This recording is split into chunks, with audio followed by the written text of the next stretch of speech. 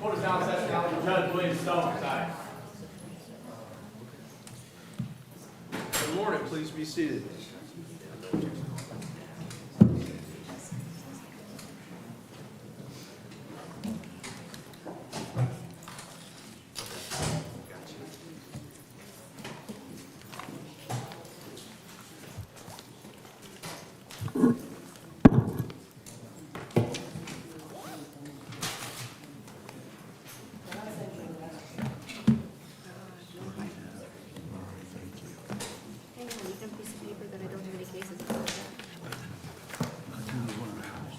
You want one? No.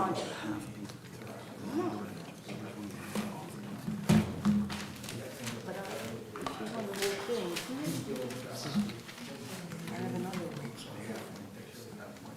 All right, Ms. Jaquith.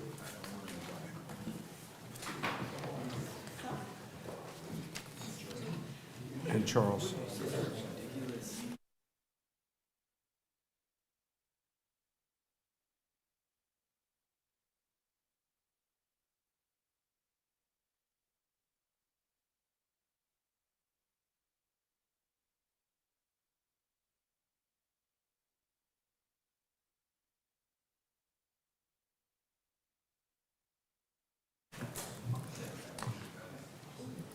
All right, Ms. Jaquith, who we got this morning? Your Honor, I have three that are in custody. I do have one that's out of custody that we carried over from Wednesday. That is Samuel Rodriguez. And what's that case Are number, you Ms. Mr. Jaquith? Rodriguez? You need to come forward. What's that case number? Thank you, Your Honor. I apologize. Yeah, that case number is 26 CF 574. Your Honor, I've not had any contact with Mr. Rodriguez, so I'm going to be requesting a continuance. However, I do expect this case will be ready for trial or plea next docket cycle. All right, so this is Samuel Albert Rodriguez, is that right? Yes, sir. All right, did you hear what your lawyer said? Yes, sir. All right, so you need to be in touch with your lawyer. Your lawyer cannot help you resolve your case if you don't stay in touch with your lawyer. So your lawyer's asked the matter be continued. Does the state object considering the circumstances? No objection, Your Honor. All right, and so if if you haven't made contact and stayed in contact with your lawyer next time, one of the conditions of your pretrial release is that you've got to cooperate to resolve your case. Yes, sir. If you don't do that, then you're likely to end up in a place where your lawyer can find you. Do you understand what I'm saying? Yes, sir. Okay. All right, so with that, it'll be continued to 9/14. Get in touch, make an appointment promptly with your lawyer, You okay? need to call this week to make an appointment. We can do it over the phone. I know you're last day, we can do it over the phone, but you need to call this week. Do not wait until the week before court. I won't be able to talk to you then. Talk to me today. I will be in court all day today, so just call Amy and make an appointment, okay? Are you ready for me? Okay, Your Honor, the next I have is Hernandez Soto. That's Gerardo Hernandez Soto. That case number is 26 CF 298.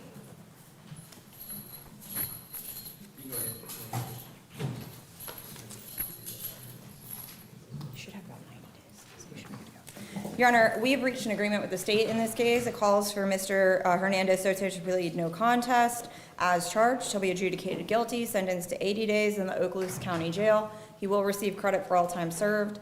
$615 in court costs, a $150 cost of defense, and those financials will be due within 12 months. And the state will take no action on the failure to appear from last docket cycle, as he was actually in custody and they just didn't bring him. And he got picked up on, I believe, May 8th, and we had court on May 11th, so it was just, the turnaround was too quick. Okay. May I approach? Granted. And we have no objection to the score sheet, and I have filled it out.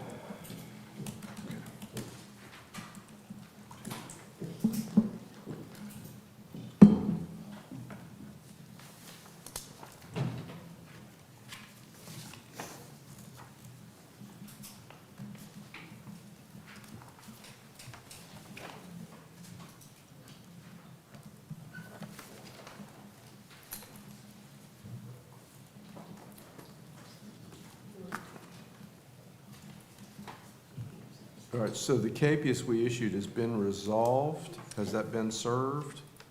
The only reason I'm asking that is if he was actually in custody when we issued the capias, I want to be sure that that's resolved if we're taking the plea.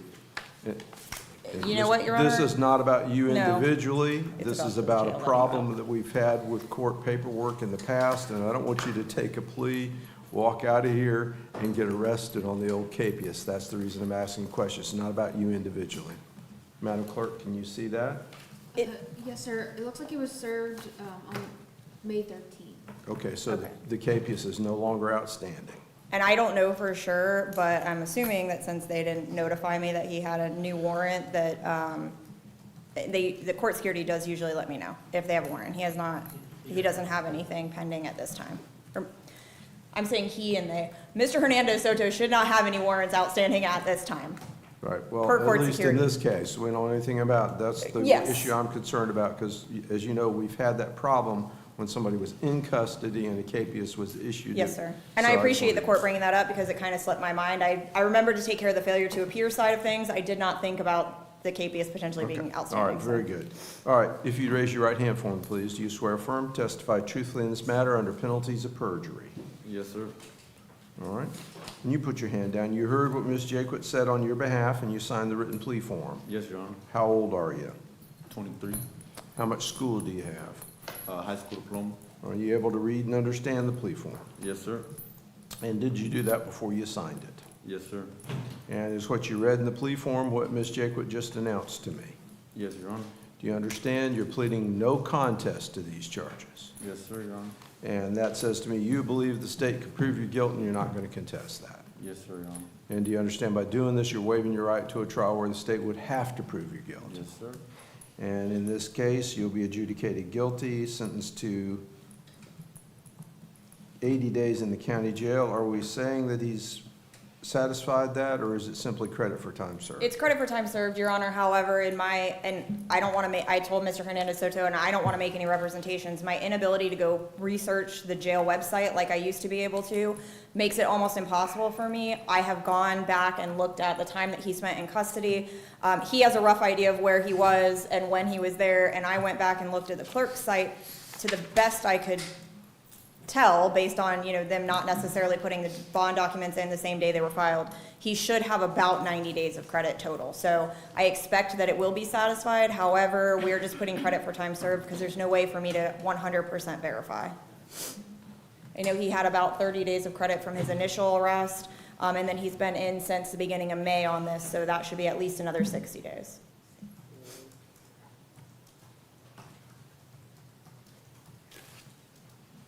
All right.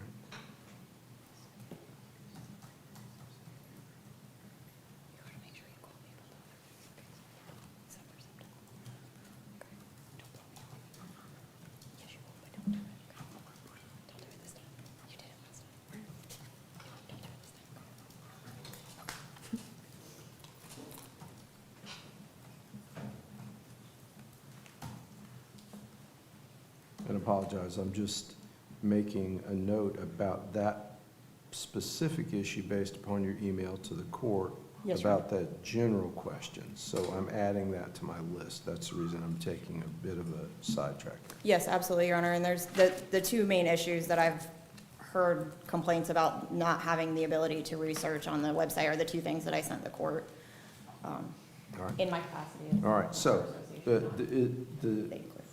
is the state stipulating that he has the credit or not? Or are we leaving that up to the jail? The agreement was that we would leave it up to the jail, but apparently, I don't know if he has it. Okay, so And I 80 don't- days jail, county jail, credit for all time served with the fees and costs and payments within 12 months. And no action on the FTA, Your Honor. And no action on the FTA. Just want to make sure that's on the minute sheet so that Correct. he doesn't get stuck. All right, and then Ms. Jaquith answered all your questions about the plea and how it affects you. Yes, sir. Satisfy what she's done for you. Yes, sir, Your Honor. The court will find the plea to be freely and voluntarily entered into and will accept the plea. Yes, ma'am. Your Honor, the next I have is Orville Madden in 25 CF 2030. Okay. Mr. Madden was gonna be a continuance, and I would have filed a motion in order, but he specifically requested to come to the court today, so I would just move to continue it to September. We have depots set in August. And, all right, say again the case number, I'm sorry. It's, 25 CF 2030? 2030. 25. But, I'm sorry, it's 2030? Yes, sir. Okay. And so he refused, and you're asking for a continuance? Yes, sir. And the And state's position on that? No objection to the continuance, Your Honor. We do have depositions set.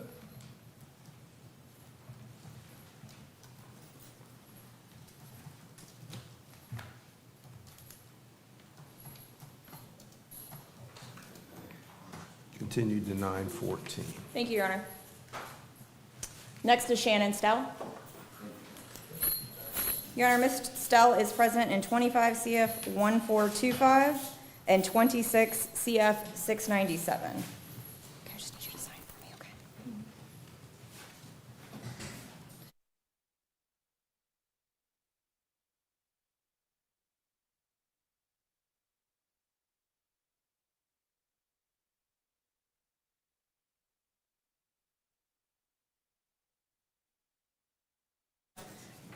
And just for the court's information, Ms. Stell was provided a copy of the plea agreement. However, it was an either-or, county jail or probation offer, so I had to have her sign it today after she made a decision yesterday when we spoke. And Your Honor, as to 25 CF 1425, Ms. Stell will be pleading no contest as charged. The state will be dismissing both counts in 26 CF 697. In the 25 CF case, she will be adjudicated guilty, placed on 3 years of probation. There is a $40 per month cost of supervision. I would ask the court to waive that for 6 months. Ms. Stell has been in custody for about almost 4 months at this point. $515 in court costs, a $150 cost of defense, 50 hours of community service work, substance abuse evaluation within 30 days, and if any treatment is recommended, she needs to begin that within 60 days. She's not to have any controlled substances without a prescription, and she will not be allowed to consume alcohol. She will have random urine and breath testing to check for that. She must maintain gainful employment or show proof of 3 job applications per week. We have no objection to the score sheet, and we have completed that for the court. May I approach? Granted.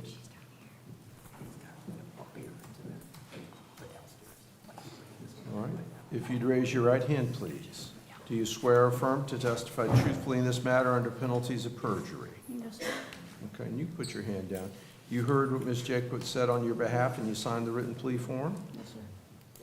How old are you? 34, How much school do you have? high school. You able to read and understand the plea form? Yes, Did you do that before you signed it? yes. And is what you read, now Ms. Jacob said that she had the opportunity for you to read the plea form. There was an either or, and the only change in the form that you signed today was the choice of which one you wanted. Is that right? Yes, Okay. And is what you signed what Ms. Jacob just announced to me now? yes, Do you understand by this plea arrangement that you're pleading no contest to the announced charges? yes, And that says to me that you believe the state can prove your guilt and you're not going to contest that. yes, sir. And you understand by doing this, you're waiving your right to a trial where the state would have to prove your guilt. Yes, sir. In this case, you'll be adjudicated guilty beyond 3 years of probation with the fees and costs that were announced, the community service, the evaluation and recommended treatment, and no substances without a prescription and testing to prove that, gainful employment or show proof of your applications. And this court's position is that if you desire to seek training or education that will lead to better employment for you to set you up for success, then I'll support you to do that and meet that qualification. The department can explain to you how to do that and make that request, okay? Now, is that what you understood the terms of the plea agreement were? Yes, sir. All right, Ms. Jaquid answered all your questions about the plea and how it affects you? Yes, sir. And are you satisfied with how she's represented you? Yes, sir. All right, the court will find the plea to be freely and voluntarily entered into and will accept the plea. Now, before you walk out, probation is going to give you an information sheet regarding what you need to do, okay? And does the court waive cost I'll waive the supervision? cost supervision for 60 days after her release, after she obtains employment. Thank you, Your Honor. And just for probation's information, there is an outstanding Marchman Act order on Ms. Stell, so we expect that she will not be released to go to probation today. We expect she'll have to at least go to the hospital and get evaluated for that before she's released. So it won't be today or probably even How long has tomorrow. that been outstanding, Ms. Jaquith? Since before she was arrested about 4 months ago. Well, it should have expired by now then, right? It may have, Your Honor, it's just still showing on the jail website, Look. and I can't view it because it's under the mental health, and I'm not the attorney of record, so I can't verify whether or not that's been, whether it's expired, or whether it's still pending, or what the actual date it was signed. But I just wanted everyone to be aware, in case the jail does require that she be transported to the hospital, she may not be available to check in this afternoon or tomorrow morning at 8 a.m. All right. Obviously, if she's not there, then that's on Ms. Dell. She's aware she needs to go to probation immediately as soon as she's free to do so. All right. Based upon your interaction with Ms. Dell and this additional information you provided me, do you have any reason to believe that there might be an issue with her ability to proceed forward with a plea today? No, Your Honor, not at all. All right. Court will find the plea to be freely and voluntarily entered into and accepted. Thank you, Your Honor. Okay, you're good to go. You gotta get fingerprinted. Your Honor, that concludes my business before the court, if I may be excused. Madam Clerk, anything else from Ms. Jaquith? And you understand why I'm asking that question, Absolutely, right? Judge, I absolutely do. No, Your Honor. Okay, thank you. And there's always something, so I'm exactly. glad there's not today. All right. Thank you, Judge. Come on down, sir. How many cases do you have with us today? I believe I have 4 cases, 2 defendants on the docket today. Okay. The first case is State of Florida versus Menjivar Aguilar. Pull up the case numbers here. Okay. It's 25 CF 1575 and 25 CF 1574 for the record. Judge, just asking All right, and for... hold on just a second. Madam Interpreter, will you raise your right hand? Do you swear to interpret these proceedings truthfully, adding nothing and subtracting nothing? All right, you may proceed. Judge, just asking for a continuance today. Say again? Just asking for a continuance today. All right, and what's the status of the case? Your Honor, I had an associate attorney who was inquiring about the state's position on depositions of the alleged victims, whether or not we were going to need to file and argue a motion. That associate attorney no longer works in my office. I haven't spoken with the state. I believe the last thing I saw in the file was that we were waiting on a response from the state on whether they've stipulated to taking those depositions. I'm not certain that that's something that that I intend to do, but the case should be ready to come in for a close sometime here soon. Okay, so you'll continue that conversation and let the state know that question? Any objection to the continuance? No, Your Honor, just ask that we get into some communication so we can go forward. Okay. All right, continued to 9/14. Thank you very much, Your Honor.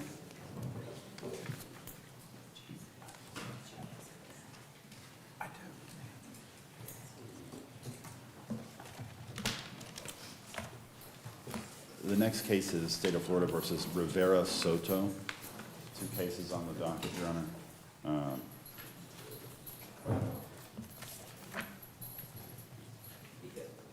First case is, for the record, it's 25 CF 1147. And the second case is 25 CF 1400. And that's Luis Fernando, right? Luis Fernando, that's correct, Your Honor. Rivera Soto, Luis Fernando, Rivera Soto. Yes, we also need Rivera Soto.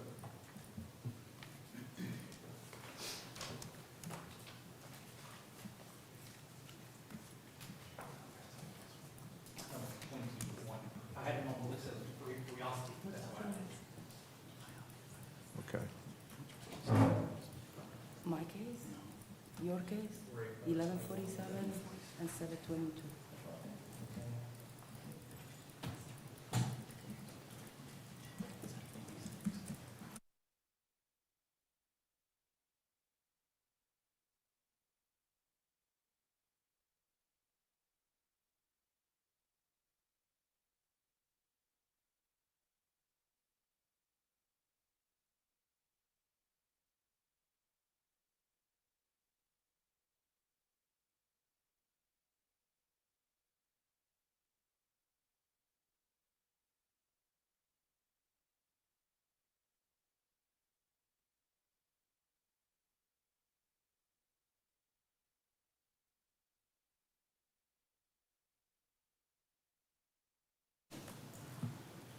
Your Honor, I believe Mr. Snow wanted to approach on the case that he's handling. This case? There's two cases. One of them is Mr. Snell's case. Yeah, we have 25-1400 and 25-1147, correct? That's correct. Yes, but- the 1400, Your Honor, is a CAC case. Okay. And Mr. Snell, you need to approach on the other case? If I can, yes, sir. All right.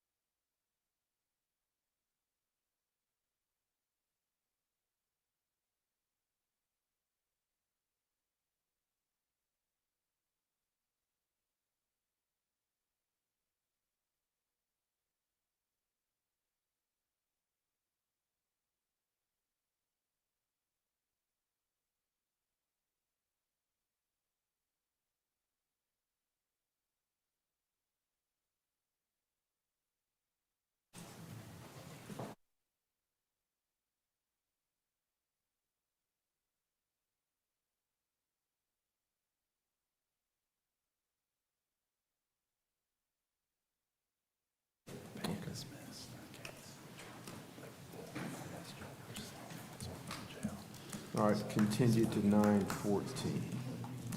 And of course, based upon our discussion of the bench, if you're able to work that out sooner, then you can advance it on any time. Now, defense has indicated they might be unavailable, but if we can work something out and you can get a sub, then we can work those details out. If that works for the interest of justice, just let me know. You know, I'm willing to work with you on that. given I your schedule. appreciate that, Your Honor. Thank Okay. you. All right, thank you very much. Anything else for you? I don't believe I have anything else on the docket. And given that hiccup, I'm going to ask Madam Clerk, anything else for? No, Your Honor. Okay, thank you very much. Have a Thank you safe very journey much. home, okay? All right, appreciate that, Your Honor.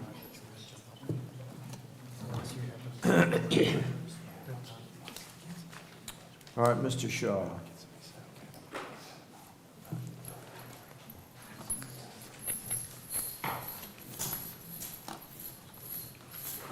Good morning, Mr. Shaw. Morning, Judge.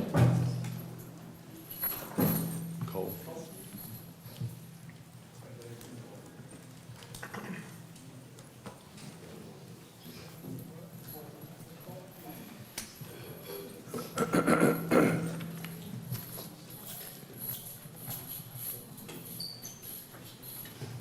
Your Honor, Tim Shaw for Susan Cole, that's 22 CF 2824.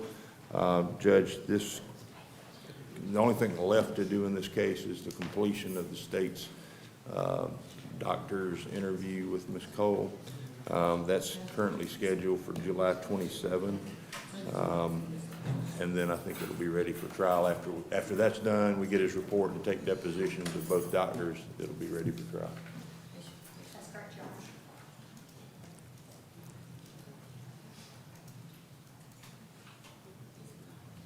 Honor. And when do we think we'll be able to get that done?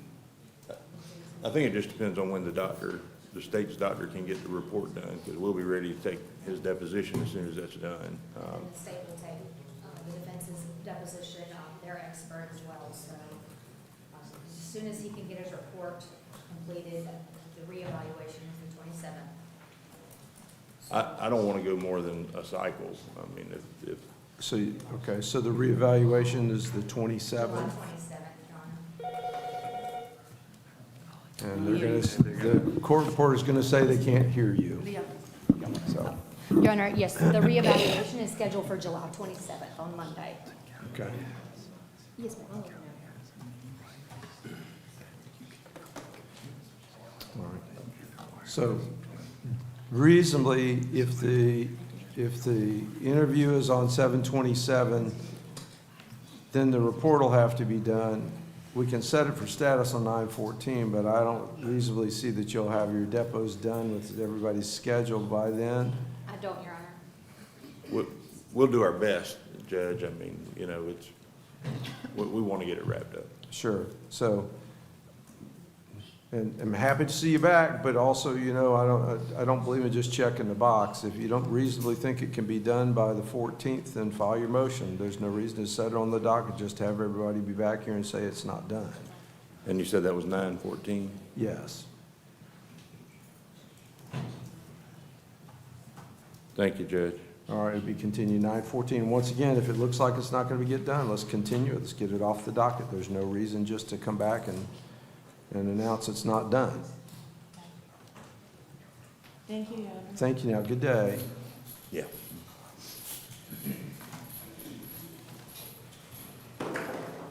Judge, next case I'm covering for Mike Flowers. It's Dustin McCain. And what's that case number? I don't have that. The last name is what? McCain, McCain. Judge, And hold on just a second. I think that is 25-24-12. That's correct, Your Honor. Judge, my understanding is this was discussed Monday at pretrial, excuse me. Correct, it was And- continued. And continued already, so I just, Right, yes, sir. so 9/14, Judge. Correct. Thank you.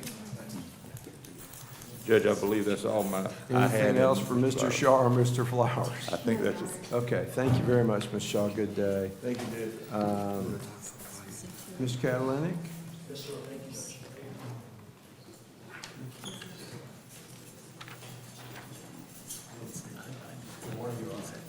Good morning, sir.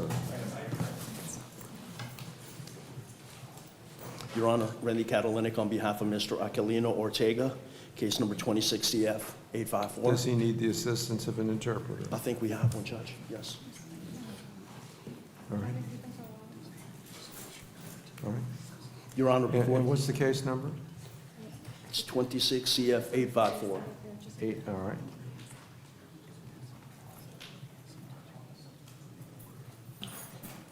Your Honor, thank you. We're asking for a continuance. We have deposition set on August 21st.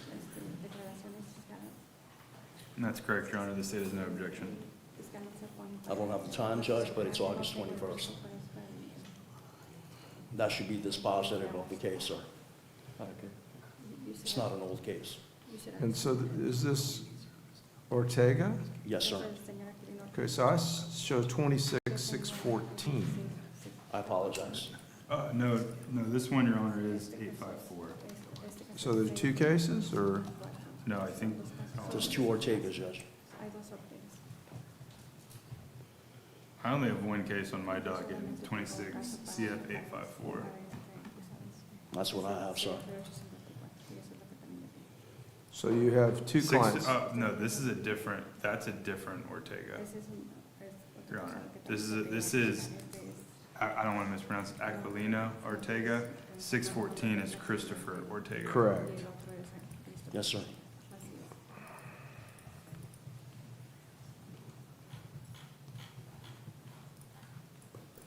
But they're both Mr. Catalani's.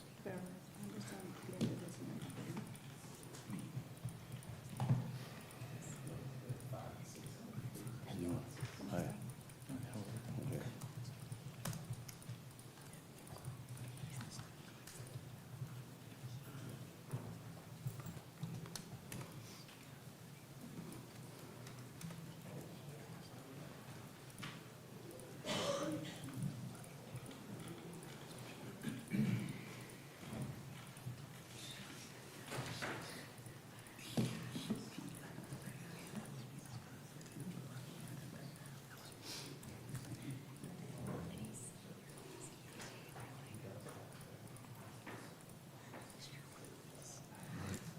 And so it's a full continuance, is that what we're doing? Yes, sir. And That's the what state agrees? Yes, Your Honor. Is this your case? Yes, Your Honor. Okay.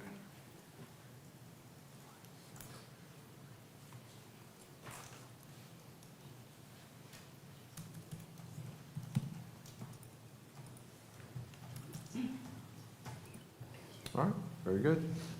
Judge, what's the date, sir? 9/14. Thank you, sir. We should have it closed by then, sir. Thank you. All right, I very good. appreciate it, sir. And anything else for Mr. Catalan? No, Your Honor. Okay, thank you. Thank you, sir. Good day. No, nobody else on the list, but I see some other lawyers. I'm not sure who's next. Let's do that, Mr. Koch.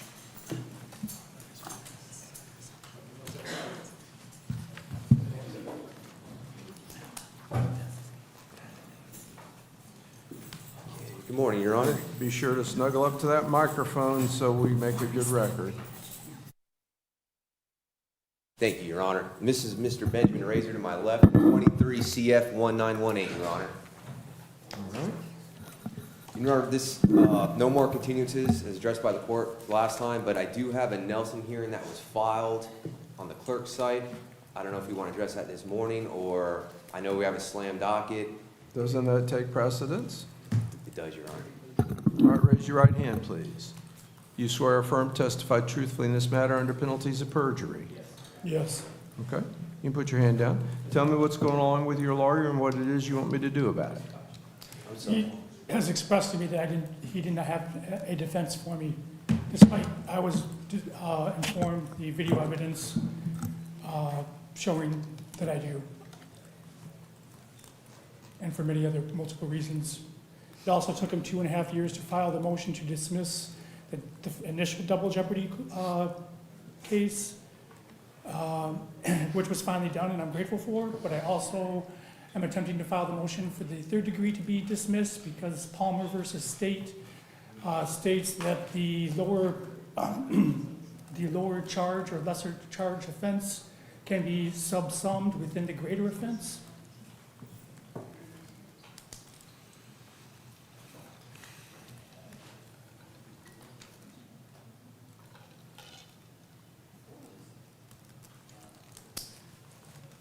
Okay.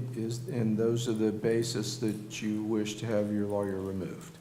Well, he expressed to me that he did not have a defense for me, yes. Amongst other things. Well, I mean, this is the time for you to tell me what those other things are. Well, I mean, that's obviously the main thing. And the lack of filing the first motion, but it was finally done. But obviously, if he's stating that he doesn't have a defense for me, then I need to find different counsel. I also am potentially obtaining a videographer. I don't know if you need to permit that beforehand, or if I was waiting for video evidence, if all of it's going, whether it's submitted, is it automatically concrete that it's in the case? But I need to potentially hire a videographer for the video evidence as well. Just to let you know of everything that's going on with it. Okay. For me to remove your lawyer and appoint a new lawyer at the state's expense, you must demonstrate that your lawyer's conduct falls far below the standard of a lawyer similarly situated. What you've told me has happened does not meet that criteria. I cannot remove Mr. Koch and appoint a new lawyer at the state's expense. Despite him expressing that he does not have a defense for me.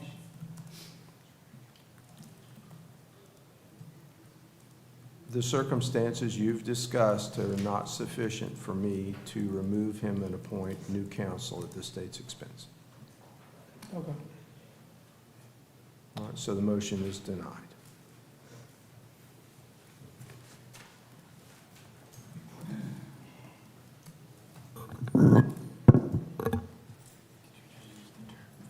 All right, so what's the status of the case? State's ready for trial, Your Honor.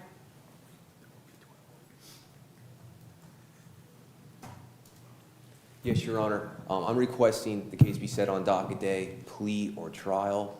Now that this final Nelson hearing's been addressed, it gives me some additional time, because currently, as we stand, we have an F2 DUI and manslaughter, count 1, F3 DUI with serious bodily injury, count 2, maximum exposure of 20 years.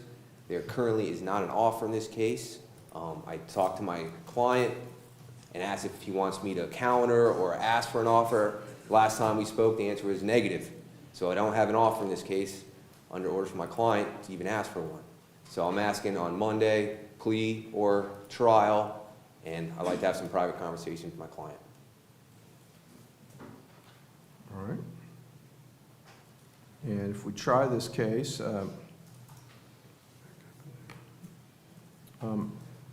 how many days do we anticipate it will take to try the case? 3 days, Your Honor, and that's including jury selection. Mr. Koch? I'd agree with that estimate, Your Honor. There's not a jury. Say again? I never requested jury trial, I requested bench with you. Yes, sir. For a bench trial to occur, it will require the agreement and consent of both parties and the agreement and consent of the court. Is the state consenting to a bench trial? This is the first time I've been approached for that request, Your Honor. It's something that I would consider, and I can let the court know on docket day. Okay. And if it is a jury trial, how many jurors reasonably do you believe is necessary?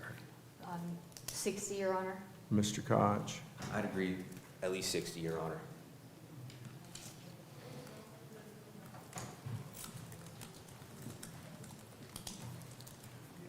All right. All right.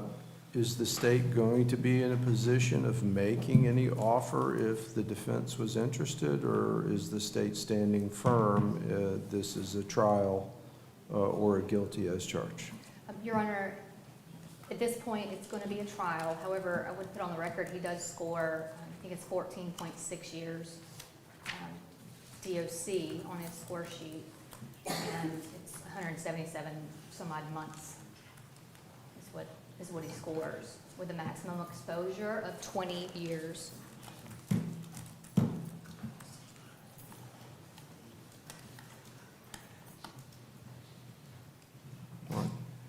All right, so plea or trial on docket day, you'll get back with Mr. Koch on the issue. You'll discuss with your client the issue of the jury trial.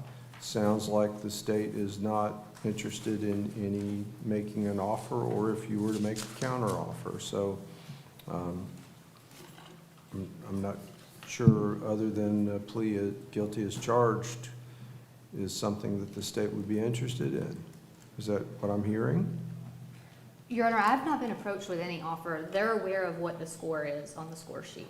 I'm not willing to downward depart, if that's the question.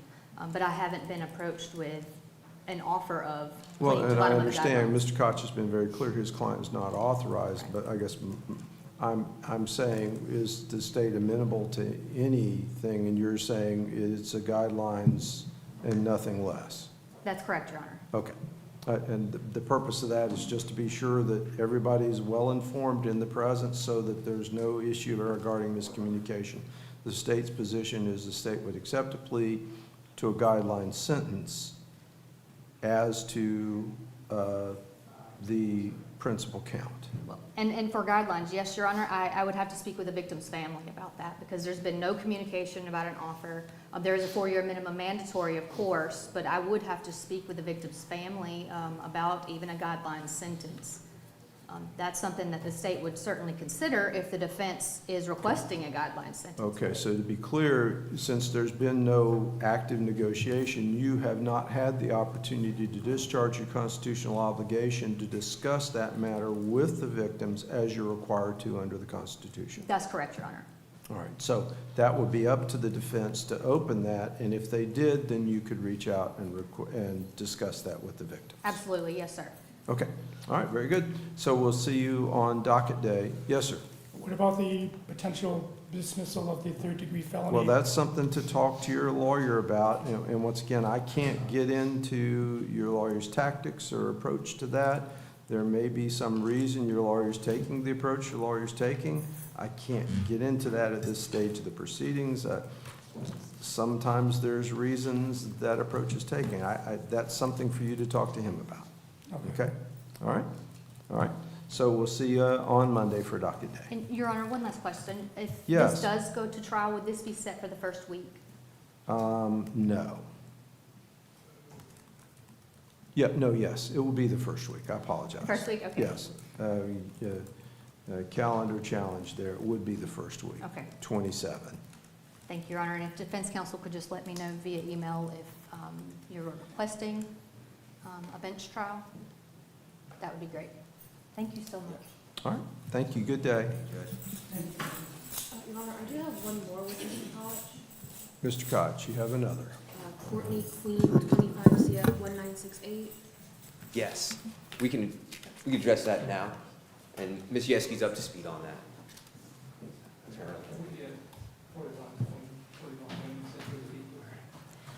So, Ms. Yeski, you're taking over on that case? Yes, Your Honor. Okay, let's be sure that the docket appropriately addresses that, Madam Clerk. Oh, she's not. Okay, Well, I'll be here. all right, all right.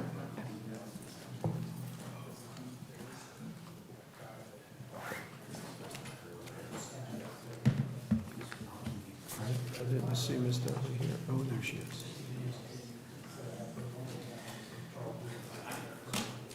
Okay, who was here first?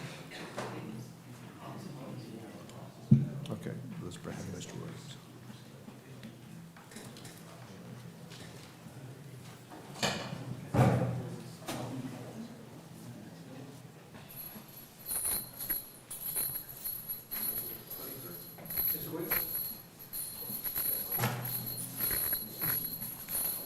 Good morning, Your Honor. Good morning, sir. Charles Williams on behalf of Brian Lanou. Your Honor, we have 3 case numbers. They're all 2025 cases. It's 2120, 2155 and 1912. And Your Honor, I've spoken with Mr. Gomez. I really meant to get with him earlier to get on his deposition calendar. So I've spoken with him about that this morning, so we're going to be arranging to do that. There's also a few other discovery matters that have come to my attention since you appointed an investigator for me, so I need to discuss those with Mr. Gomez as well. So I'm requesting a continuance until our next cycle. And the state has no objection to that continuance. I did speak with Mr. Williams. Judge, I just would, just for your notes, we are kind of booking depots out a little farther. If it ends up being that we don't get these scheduled before that September 14th court date, then we'll put the dates in a written motion and then file a continuance so that we don't come back on the docket and say, hey, we have depots. And I just want you to be aware of kind of where we're at with that. I mean, just after Monday and today, I mean, I think that's realistic, so look at your schedules, and if that happens, then get your written motions, which detail that so the record's complete for the benefit of also the defendant, so he understands what the schedule is, and there's no question about that in the record. Yeah, and I'll get those scheduled this week. I'll get in touch with his assistant, get those scheduled this week, Your Honor. All right, and so with that, we'll continue the case to 9/14 with the understanding that if you can't get the depots set, the case will be continued beyond that. All right? Yes, Your Honor, that's all I have, Your Honor. I think we've got a couple more cases with you, don't we? You did. Madam Clerk? No, Your Honor, that was the only case I have with Mr. Okay, Williams. all right, very good. Thank you, Your Honor. Good to see All right, you. Ms. Dudley?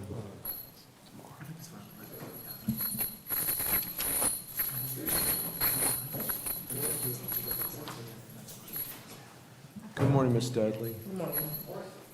And the first one I have is Muhammad Morris in 26 CF 481.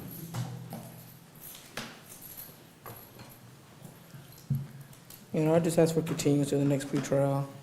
Hoping we'll have it worked out by then. State? Instead of no objection, Your Honor, I think this is one of those ones where we need to make sure that on the record we correct the first name of the defendant, because I believe it's Mohammed, not what is written currently. Correct, Judge. Correct. I thought we did that one time.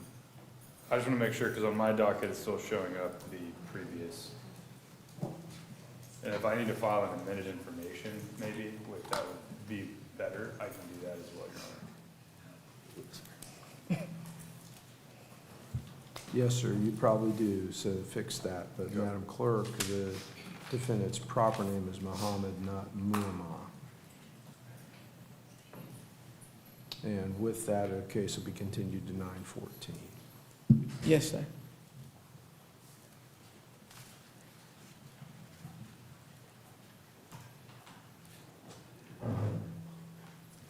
Ms. Dudley, for the record, can I get the spelling of his first name? I think it's MUHAMMED.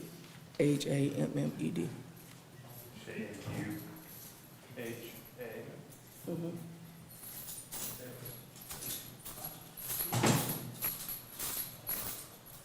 It's in the system, it's just this is the only case that has it this way.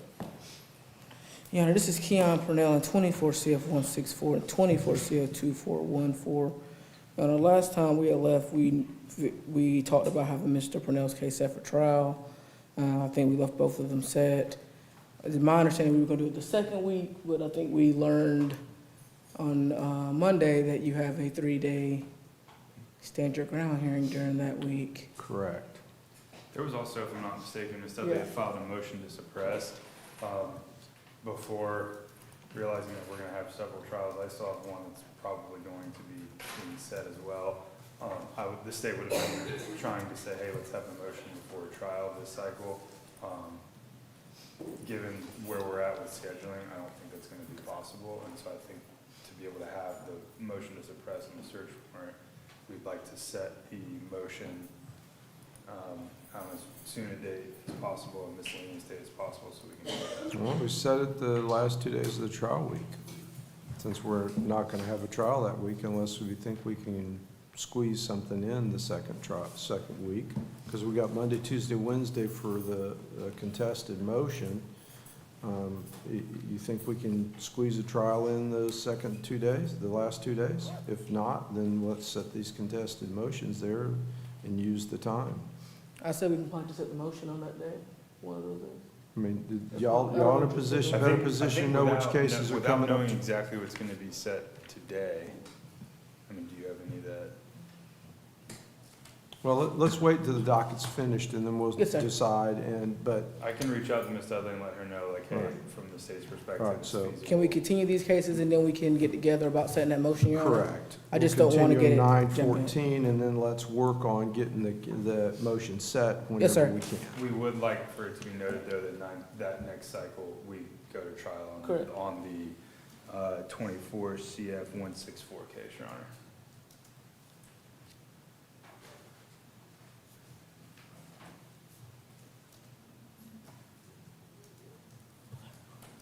All That's right, fine, Your Honor. very good. And so after we finish our docket, we see where we are, then you can take care of business on getting the motion to Yes, sir. suppress that. Okay. Your Honor, the last case I have is Jimmy Ray Thomas, is 25 CF 1055. He is not incarcerated.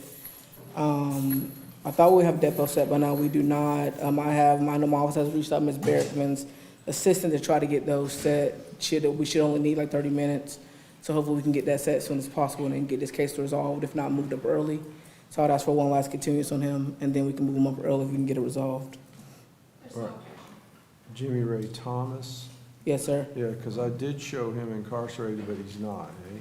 No, sir.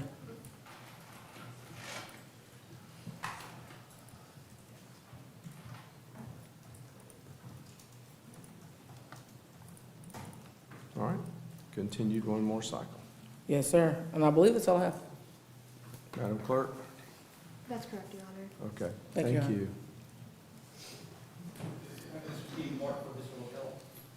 Ms. LaPella.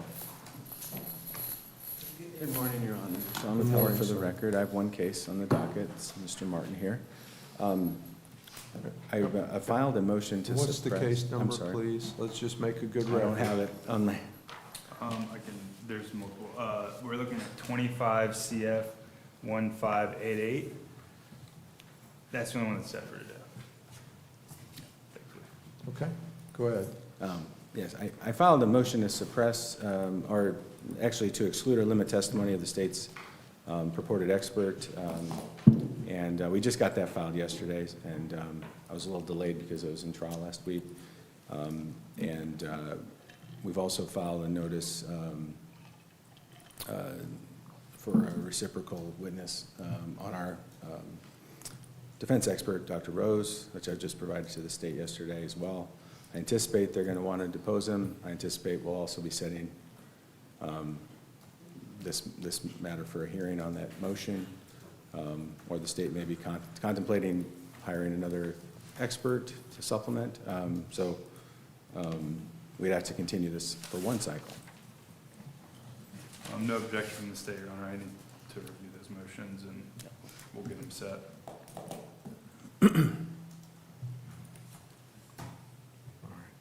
And as you heard, Mr. Pella, considering the dockets and the timing, work diligently to try and get them set. And if we can't before the next cycle, then just go ahead and get your motion to continue filed so that, there's no reason just to come back and say it's not done.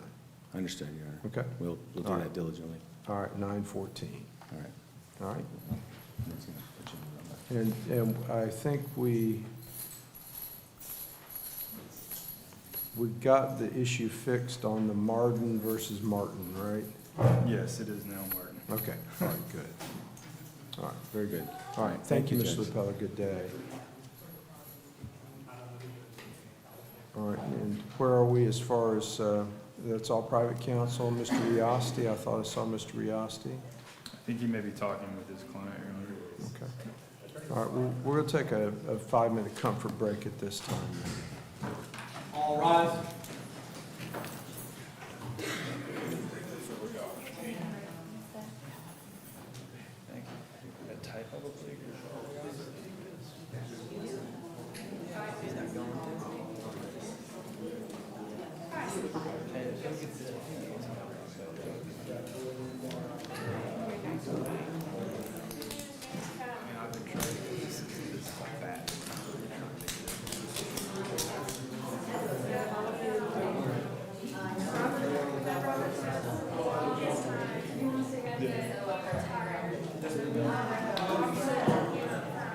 Okay, okay.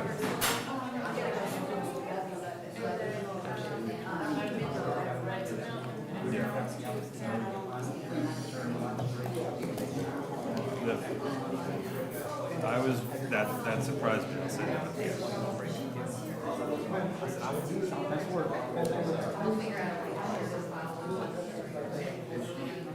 I should.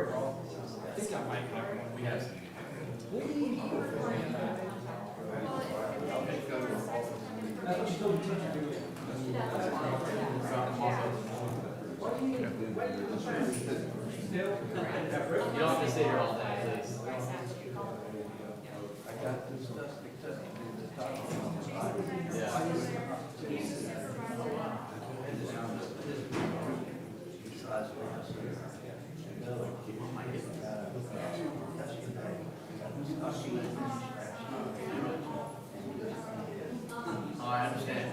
It's a lot. Let me grab me these cards. Here's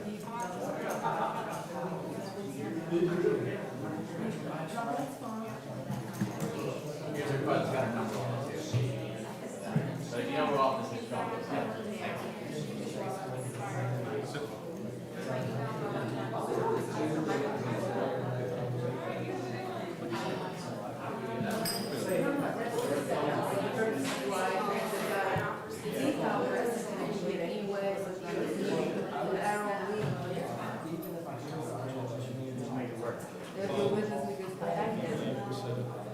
Yes, sir, that's fine.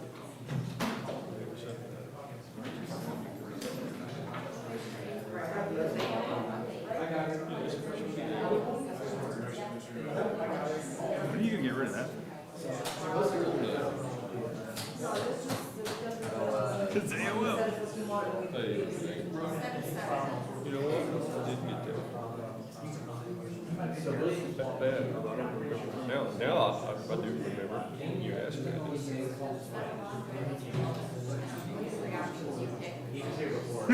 So you choose. So you choose your own adventure.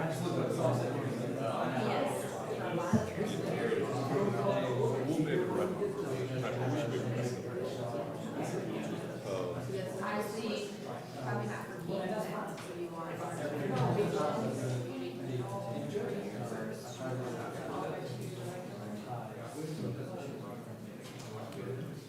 Yeah. There's a lot of choose your own, dude. This is great for you. What's that? There's a lot of choose your own going on here. It's pretty good for you. They'll say, he will say, well, how about this? She's my own, it's gonna be a little different. But, probably you'd be better off with 1 year drug offender probation, right? Followed by 2 regular.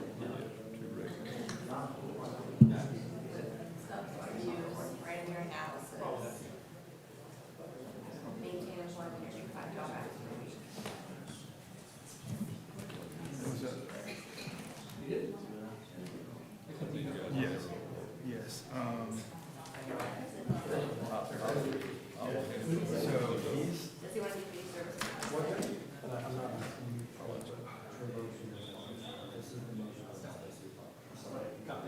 Judges are brought back to the courtroom at this time.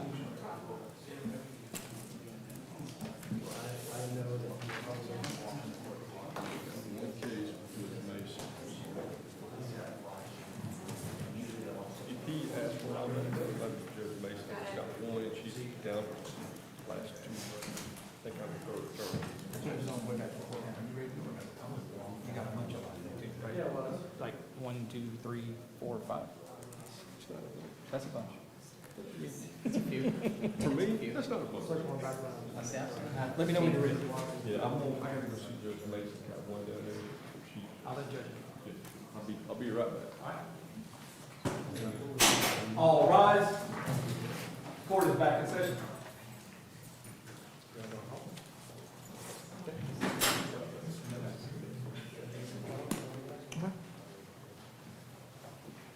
Please be seated. Good morning, Your Honor. I have Jonas Swear, 25 CF 117. In this case, we are requesting a continuance. Mr. Swear is working on his PTI condition of the Batter's Intervention Program. He had a little bit of issue getting the money for the program, but he is getting it set up, and we would request a September continuance. No objection from the state.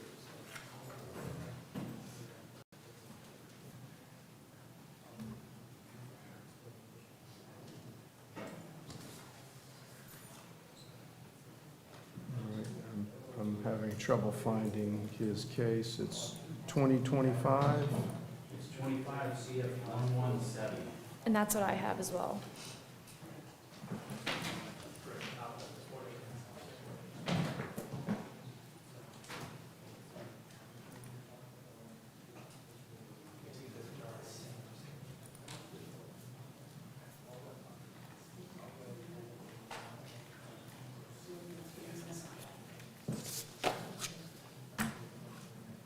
And that's S-U-I-R-E. Correct. Yes, sir. All right. And this is a PTI that's come back on the docket.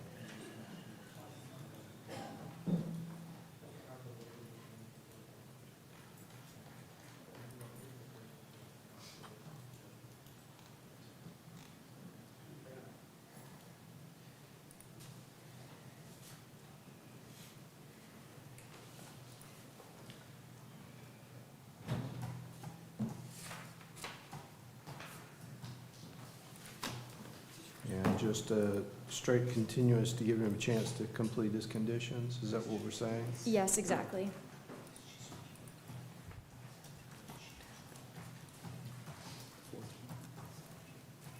All right, very good. Thank you. So ordered.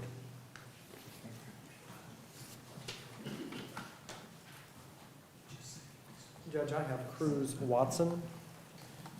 Mr. Cruz Watson is here in 24 CF 2368. This is a return to the docket on a PTI.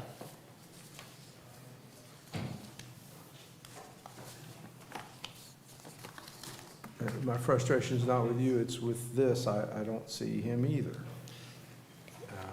Yes, sir, and this is one that I saw that we talked about very briefly on Monday. I think pretrial was Monday.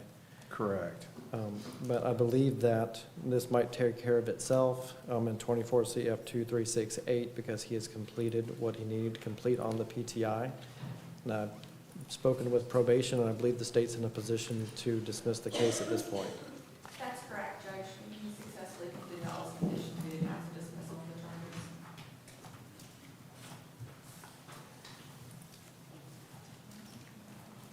Again, that was Cruz Watson, Kruz Watson, 24 CF 2368.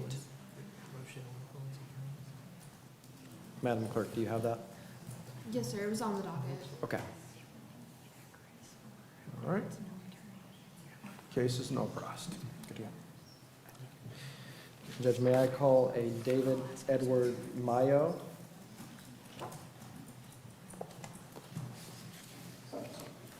He is present and approaching.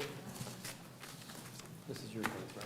Yeah, I spoke with Just gonna give this to you, Madam Clerk, doesn't mean to have this. him. No, I told him, he said, he told me that he's going to be making the payments for the next 4 weeks.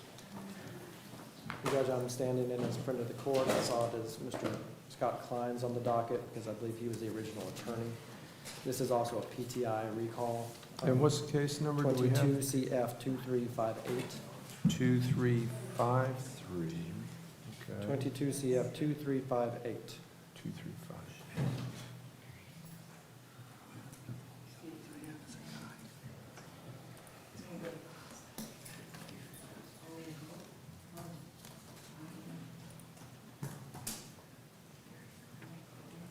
David Mayo?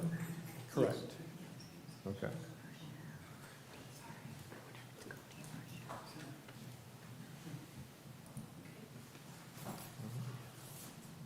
And this is a PTI recall as well? It is, Your Honor. So there's some housekeeping that we need to do, just because, from my understanding, once something comes back on the docket from PTI, he can't now go and pay through probation. And so I believe we need to provide an avenue for him to be able to pay through the clerk.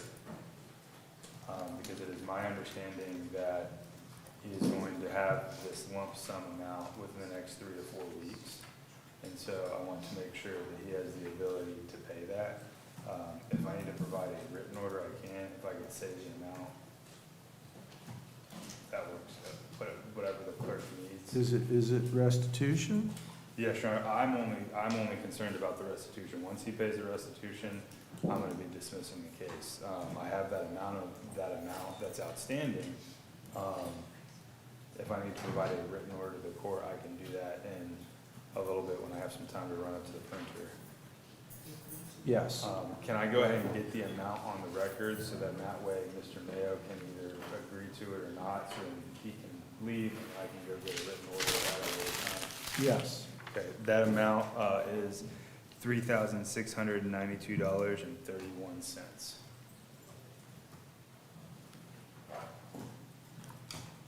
All right.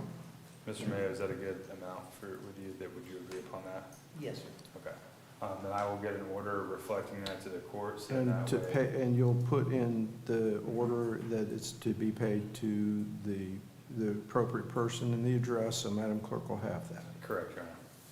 So you'll pay through the clerk now, as opposed to probation? Right, and the order needs to reflect that the defendant is responsible for any fees that the clerk charges. Yes. Good to go? Last, few questions, we'll just have this paid by the September date that I have. Yes. Okay. Yeah, if you pay it off early, I'm gonna get a notification and I will dismiss the case so that you don't have to come back to court. Okay, and then the next question is I don't have anybody to answer into for probation right now.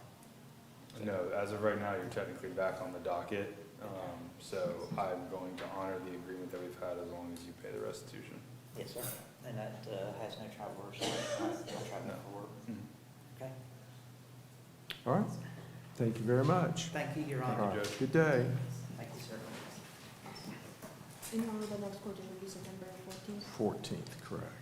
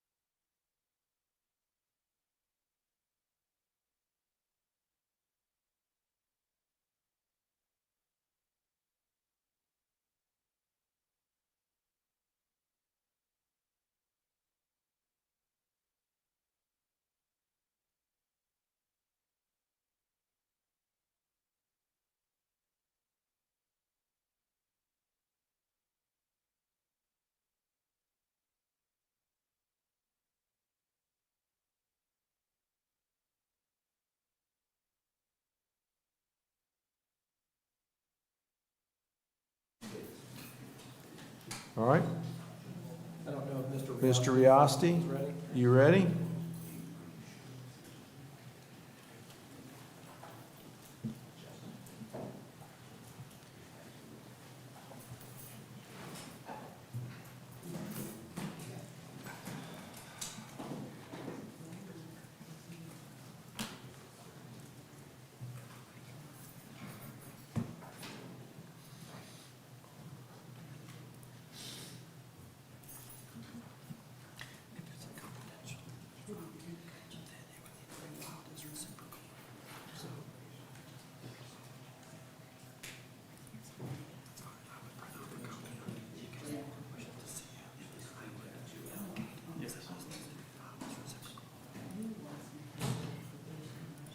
Good morning, Your Honor.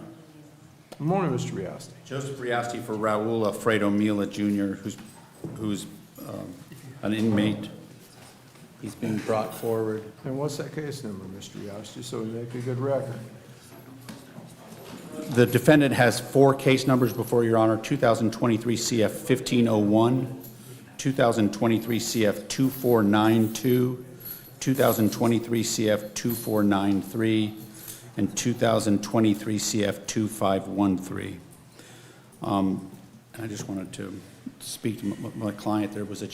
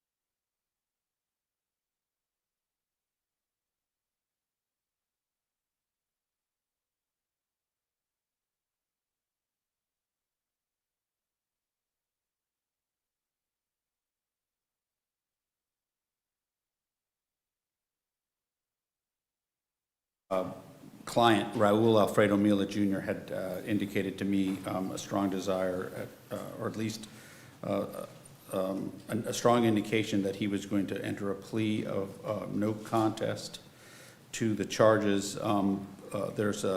There's 4 cases with 2 counts each for a total of 8 counts, with a maximum over 100 years and a score sheet minimum of 17 and a half years, just under that. It was my indication, it was my understanding that he would enter a plea today, but he's indicated to me that he doesn't feel confident entering a plea. I told him that that the rubber has met the road, and we would be setting this for trial or moving towards trial.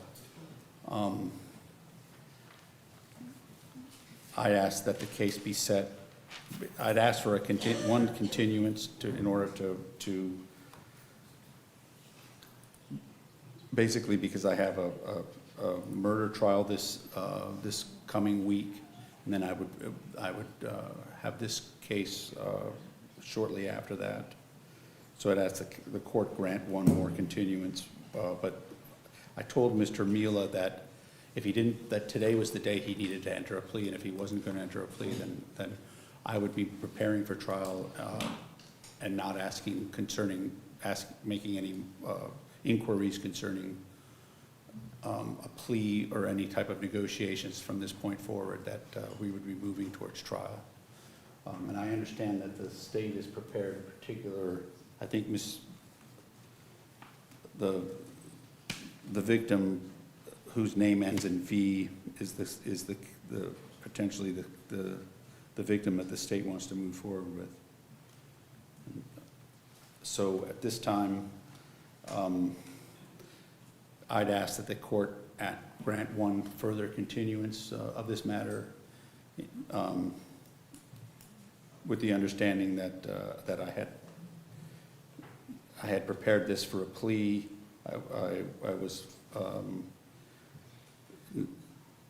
He was telling me he wanted a plea, and I was relaying that information in good faith to the state, and he's has cold feet right here at the stand. So that's the status of the case right now. State? State strongly objects to a continuance, Your Honor. We already have our subpoenas out ready for trial. Right. On 5/13, we said continued.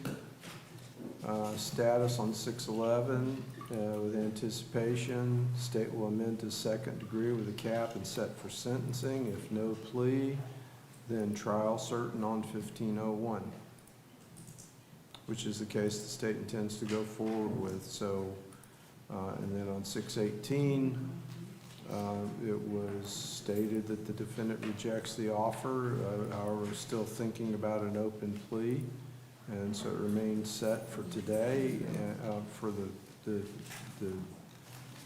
trial cycle on 7/13, which because he's incarcerated today, and so we're here today. No further continuance. Case is set for trial, and that would be on 27 July.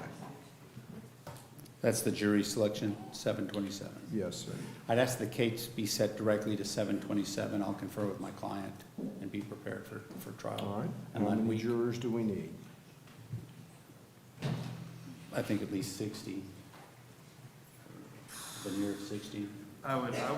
60 is good, Your Honor. At least 60. And how many days? With jury selection, out of an abundance of caution, I think 3. I think it's possible that we get it done in 2, but I don't want to say 2 and we need more time. When's your other trial? 7/20 is jury selection. It's a 3-day trial of murder, second-degree murder in front of Judge Broderson. We haven't set the dates, Your Honor. I attempted to get dates certain, but Ms. Shea was unable to. Amy Shea is the prosecutor. She's unable to provide that, and so I don't know which dates of that week we'll be trying the case. All right. So, but certainly I'm unavailable 7/20 with regard to voir dire. Understood. And that's docket day, so we'll just pass it directly to jury selection on 7/27. That's all I have before Your Honor. All right. I'll be in to speak with you concerning the trial.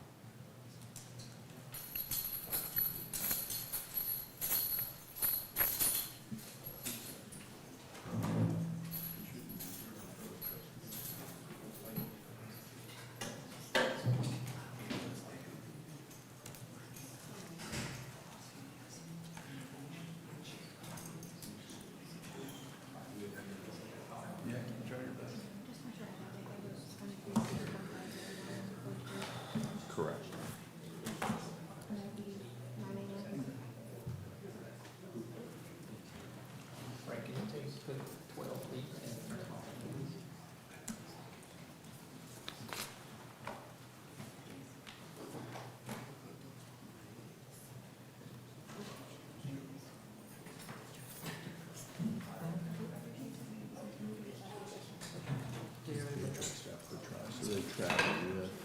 Depending on what the size happens there.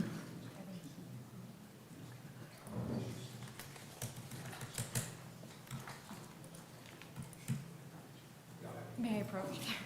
Granted.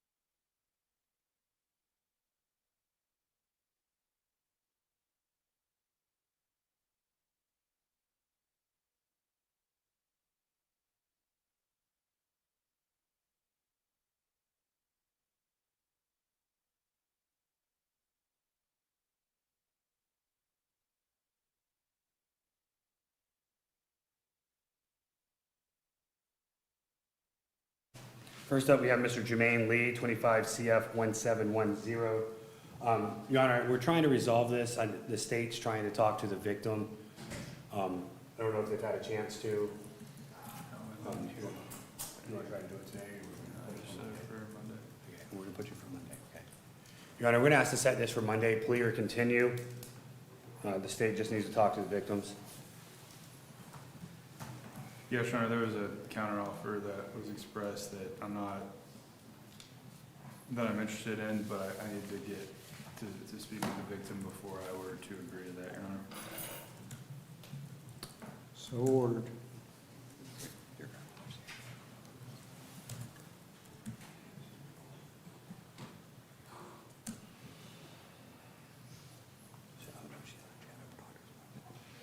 All right. So I'll see you Monday.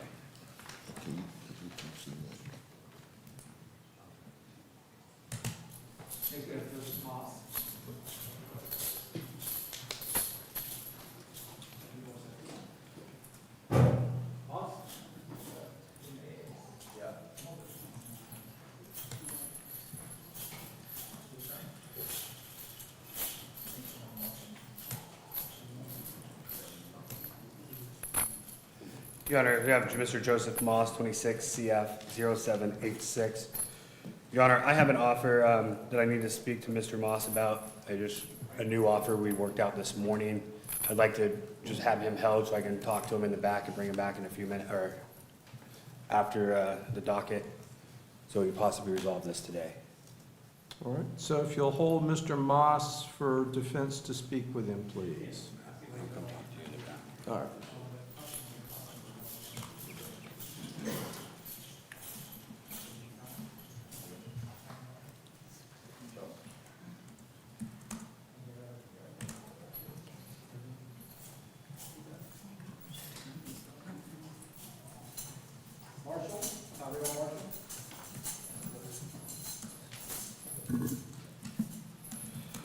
Next year up, Your Honor, we have Mr. Dylan McDonald, 26 CF 0643. Your Honor, this is the first time I'm asked to continue this to 9/14.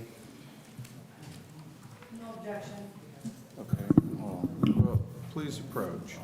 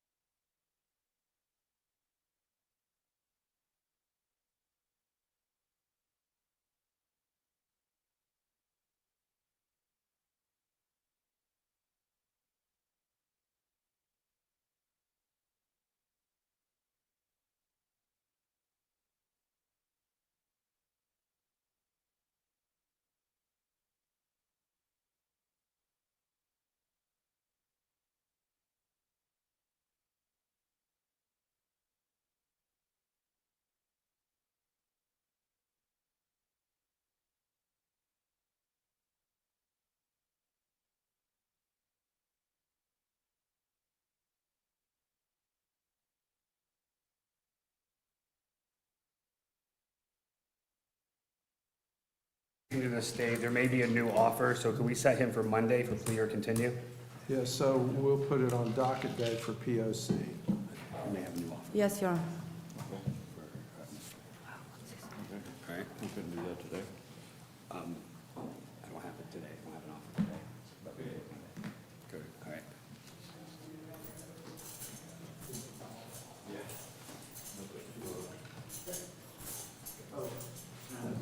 We asked them about. Oh, you have, because you have arraignment this afternoon for the new case, I believe. Tomorrow. Where does he go to? They have him listed as being, It says drug court, but I don't, it says drug court, but I ain't got no drug charge. Yeah, no. Like that, I think they got me confused with somebody. yeah, I'm What not ca- sure. What case is that? Is it a different case number? yeah, Come on- he- Come he's on got back a- to the lectern, sir. Let's take care There's of a this misdemeanor now. battery charge. Do you show his other case, Madam Clerk? I know, I was told yesterday. Hold on just a second, let's Yes, see if sir. we can figure it out.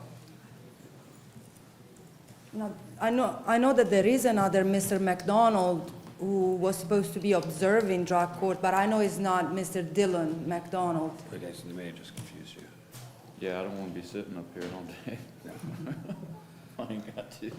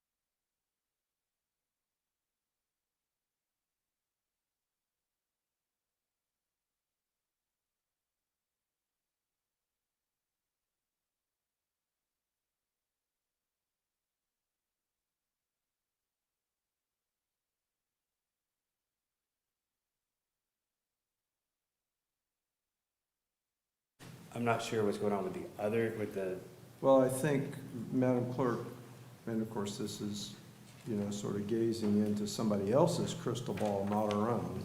It looks like they may have simply misspelled the name of the person who was intended to observe drug court. And based upon that misspelling, they brought this fellow. Yes, sir, and I am that 1 in a million it's gonna happen to, except the lottery. So, but the good news is during that break, we were able to discuss the offer and I can get it done today. all right, hold Mr. McDonald in 26 CF 643 for a plea. All right, I'm gonna type it up and get it over to you. All right. So am I going back to the jail? Am I sitting here the rest of the You're gonna sit here for. They're gonna hold you for a few minutes here, and he's gonna write the plea up, then we'll call you back out and take the plea, okay? Sure.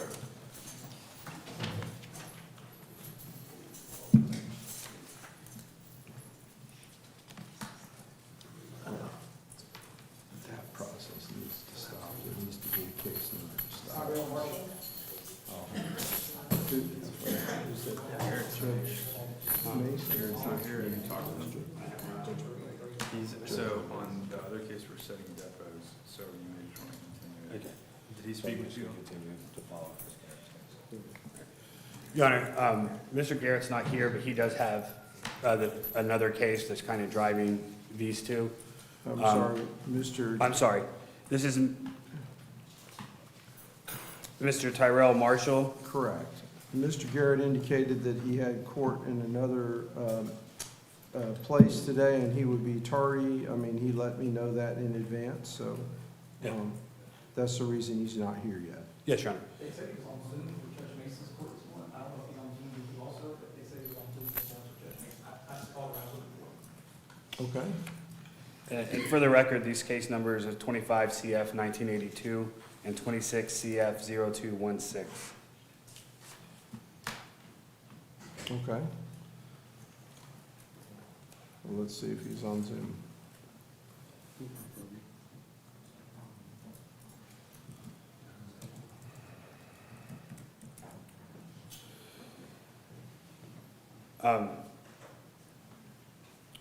Yeah, we'll see if he's on Zoom. Your Honor, based on what the state's told me, there's depots being set in Mr. Garrett's case. And if that's the case, we'd ask to continue this.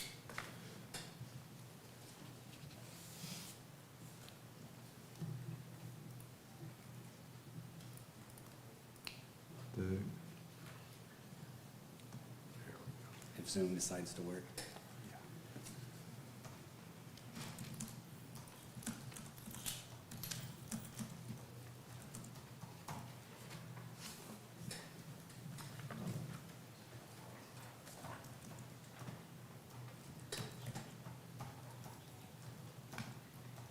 And yes, Your Honor, just so that I can, I wanted to make sure I pulled up my emails.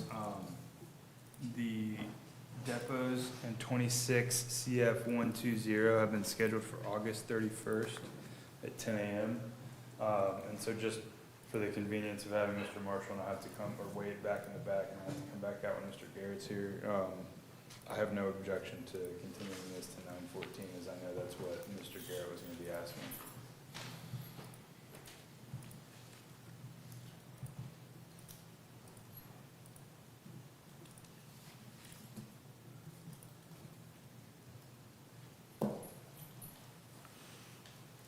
All right, so last time we were here, we discussed that there was an offer, all counts and cases combined, and there was issues with discovery, including surveillance videos and a request for flock searches. Where are we with all of that? The investigators are working on surveillance videos. They're having to go house by house. I think we got 2 of them. Other than that, we've set the depositions for, I believe, 3 of the officers. And that's where we're at with this, Your Honor. And say again when they're set? August 31st at 10 a.m. Okay.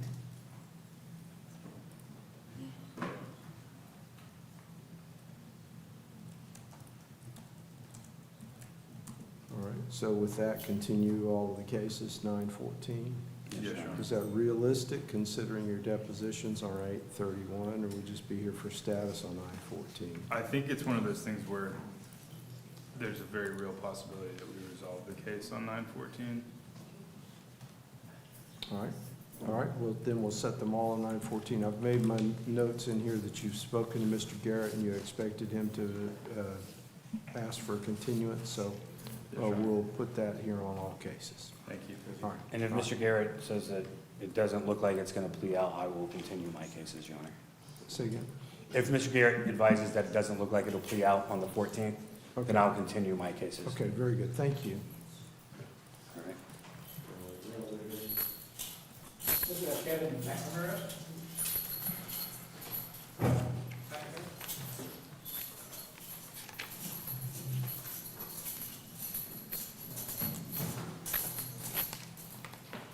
Your Honor, we have Mr. Kevin McNamara, case number 26 CF 0903 and 26 CF 0904. Your Honor, I need to set depots and such in this case. I don't remember if they've been set yet. So I'm going to ask for the 914 docket.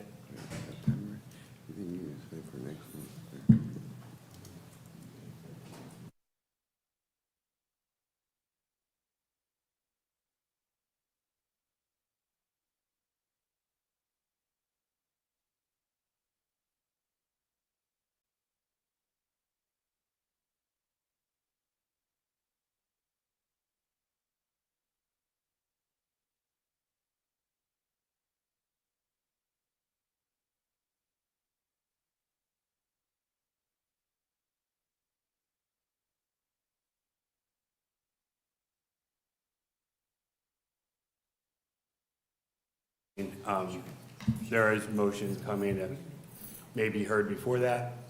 I just got to get with my secretary to get the date scheduled for that and for the depots that I need.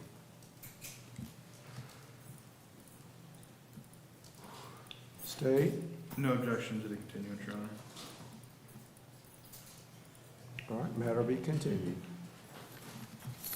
Thank you. We have Jamie Moog.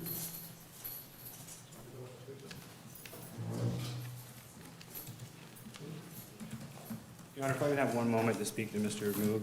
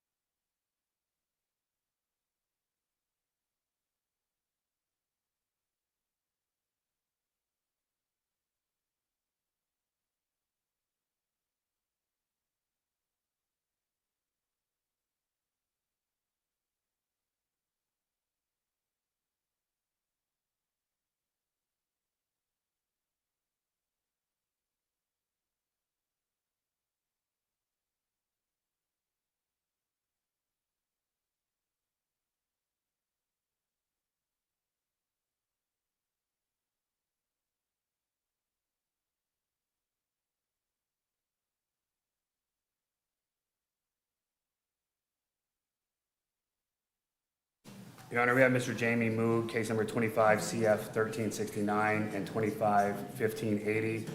We've reached an agreement with the state, Your Honor. In exchange for a plea of no contest to each case, it'll be an adjudication of guilt, 18 months community control, followed by 30 months drug offender probation, 100 hours community service, no alcohol or drugs, random UAs and breath test, complete chrome, and that'll be bars to bed, no trespass, and no contact with victims, court costs and cost of defense. And it'll be the same terms for both cases to run concurrent. I have the signed plea form and the score sheet, if I may approach. Granted. Raise your right hand, please. Do you swear or affirm to testify truthfully in this matter under penalties of perjury? Yes, sir. Your Honor, this is a downward departure for the purposes of legitimate, uncoerced plea bargain. You put your hand down.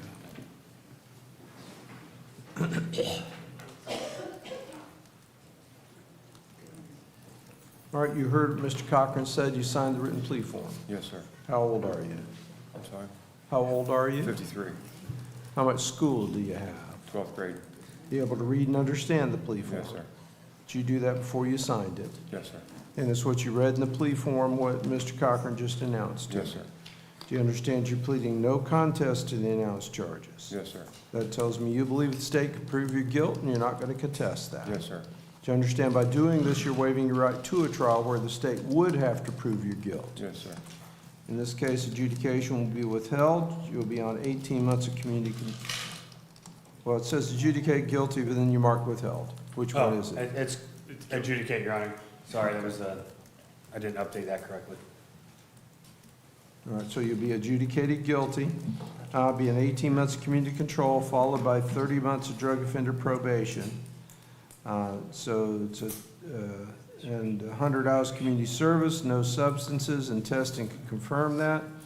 You'll have fees and costs that you have to pay, and those are what, how much, Madam Clerk?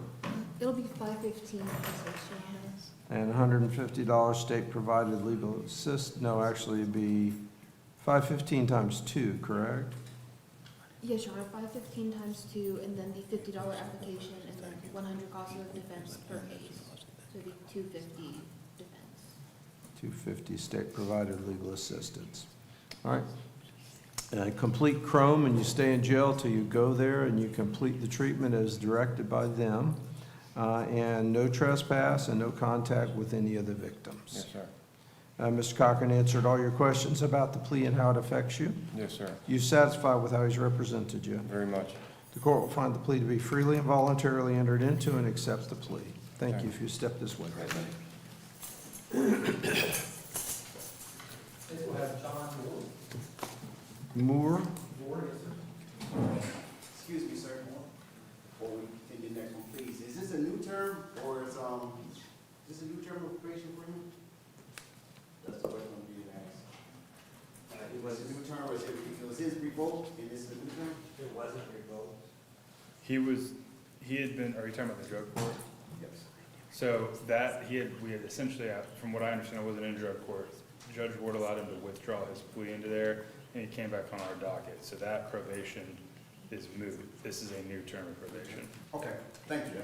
No, thank you. Anytime, speak up. Let's get it, better do it once and decide to do it over. So now we understand. So let's be clear for the record. He pled into drug court. Judge Ward allowed him to withdraw his plea, which effectively did away with all of the terms and conditions. So it's not a revoke or terminate. It's a withdrawal of the plea, which effectively vacated any prior term. Correct, Your Honor. And therefore, this sentence is a completely new term. Correct, Your Honor. Okay, very good. Does that get what you need? Yes, sir. All right, thank you.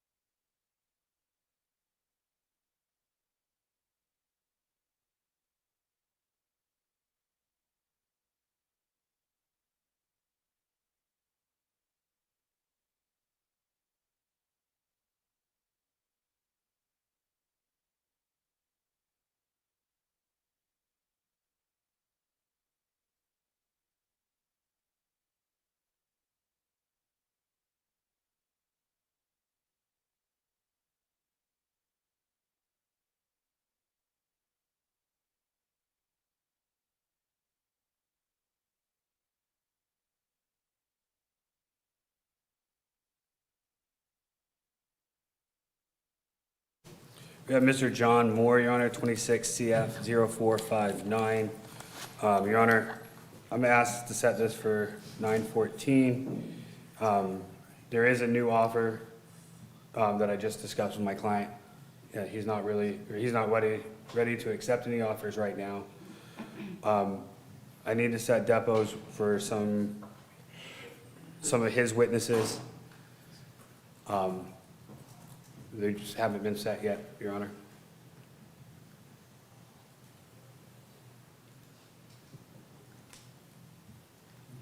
And I will be setting a bond hearing, Your Honor, on this also.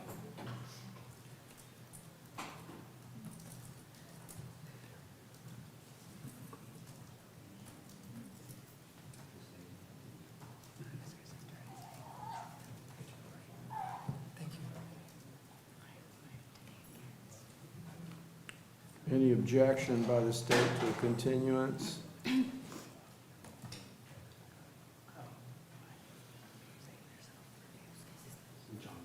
Oh, no, Your Honor, I'm sorry.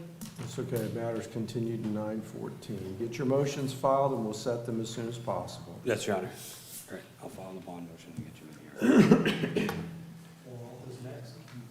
Maranta, please.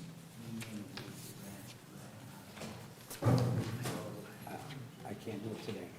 I can't do it today.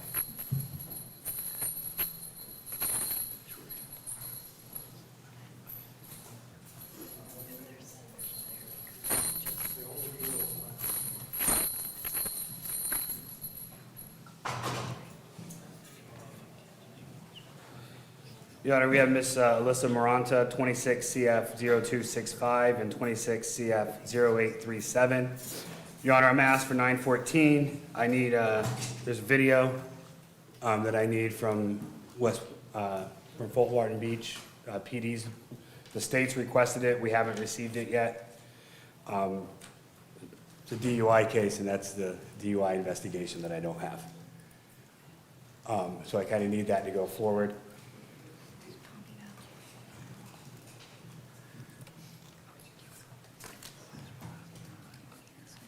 Your Honor, my name is Connie Caliciano. I'm her aunt. May I have a word? I know he is going to ask for continuance, but I'd like a word with you if I can, please, sir. Well, before you do that, you need to speak to him I did. before you talk to me. Yes, sir, I did. Okay, Mr. Cochran, what is your, Your Honor, I don't think there's anything that she can contribute today that'll change the outcome of where we are today.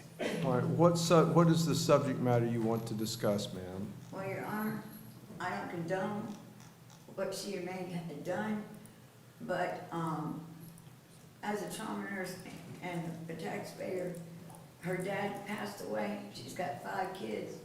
And when they arrested her, they waited 2 hours while she was locked up to do a sobriety test. I'm not condoning what she's doing, okay? But she doesn't need jail. She needs to go to a rehabilitation center for alcoholic. Her dad's gone, her mom's an alcoholic, and she needs some help. So instead of continuing and wasting your tax dollars, she needs to go from here to get help so she can be a good mom. And she's a good person. She just hasn't had guidance. And I'm here to help you and help her. I'm from Pensacola. I'm from Godfrey's proper. I'm a retired trauma nurse. My husband was a pilot. I'm a Marine pilot. And I was down for 2 years. I couldn't walk because a drunk driver hit me. So I'm an advocate for drunk drivers. But when they arrested her for hit and run, when she did not hurt anyone, they waited 2 hours, pulled her out of a cell to give her a sobriety test. I'm not condoning what she did, or may not have done, but 2 hours is a bit much to come in and take her over to jail to give her a thing. We both know she needs help, but I'm asking the court's plea not to continuance and to put her in a rehab locked facility to get her some help to be a good mom. Well, I get one of these when I get the job.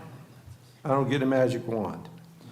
And I wish I did, because I understand the need for treatment But that would be something that the defense and the state are going to have to reach an agreement on, and there would have to be an agreement and an opportunity for that to occur.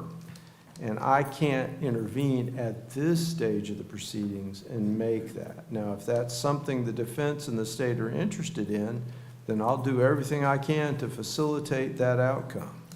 But that would have to be something that they would have to reach an agreement on. I can't compel that outcome, if that makes sense, at this stage of the proceedings.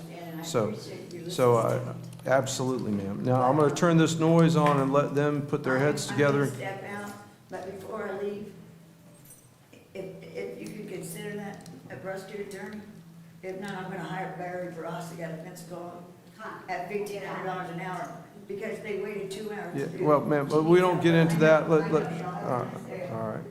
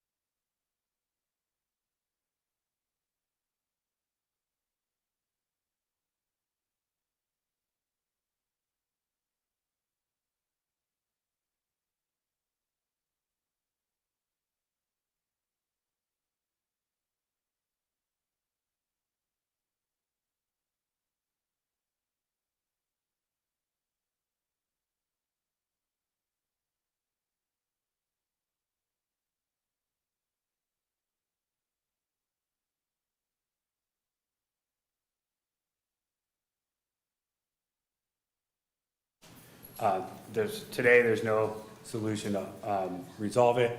There is possibly the potential for a drug court. I have to set up evals and everything for that.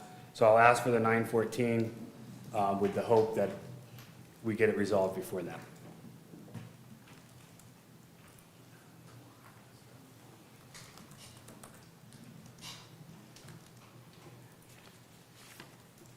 And the state does not object. No, Your Honor.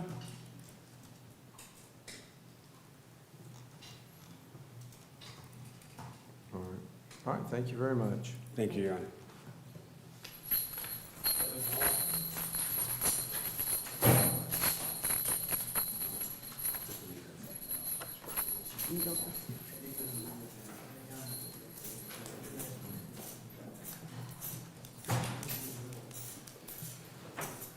Your Honor, we have Mr. Kevin Knoll, 26 CF 0761.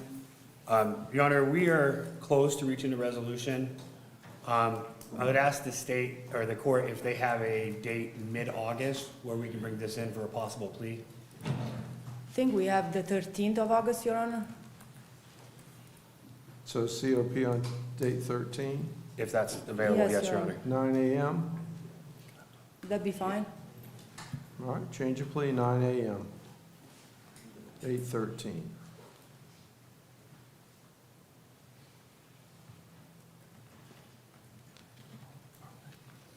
All right, buddy. Thank you. Yeah, of course. You're good. Thank you.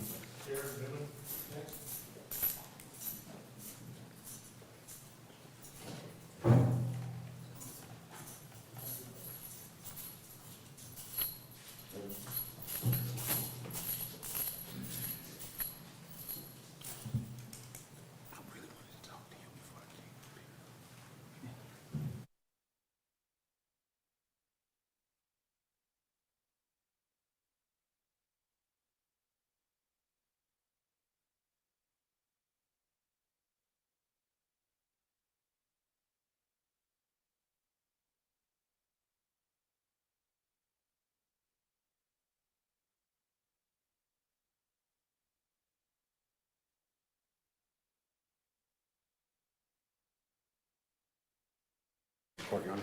We have Mr. Derek Newman, 25 CF 0982 and 25 CF 2188. Your Honor, Mr. Derek has a new case that's set for arraignment tomorrow. What's that case number? It's 26 CF 0955. I was gonna ask if the court would mind addressing the arraignment today, so he doesn't have to be transported again tomorrow. You have information file? And you have a copy of the information? I have received a copy of the information, Your Honor. You waive formalities of reading? We would waive formal reading, and we would enter a plea of not guilty and ask to set this for the September 14th court date. All right. Does the state concede that this new charge changes the prior approach to the case, which was trial certain if no plea at the prior meetings? I have the other cases. I was asking if this new case changes. I'd set to. I don't know, Your Honor, it may, You want to leave it on for docket day so you can review that? yes, Your Honor, Because please. the court, I think the parties previously announced that there was a new offer made and that there was going to be a trial certain in July if there was no plea on that new offer. And so the court's question is, does the new case change that approach to a trial certain? Or possibly change the offer? And so if you need more time to review that and talk to the defense, then we can leave it set for docket day to have an answer to that question. That works, Your Honor. That would be fine, Your Honor, yes. And so Mr. Newman had a big grimace on his face. Explained that that's not a threat or anything. You know, the court's view is I like to move the cases, but I also know that a change in the circumstances will change the court's mind about forcing a case to trial if the situation. So, I mean, I want to move the case moved, but also change in circumstance may change how the dynamic. So we'll leave it on for docket day to see if that happens. And I'll come see you Friday. Okay?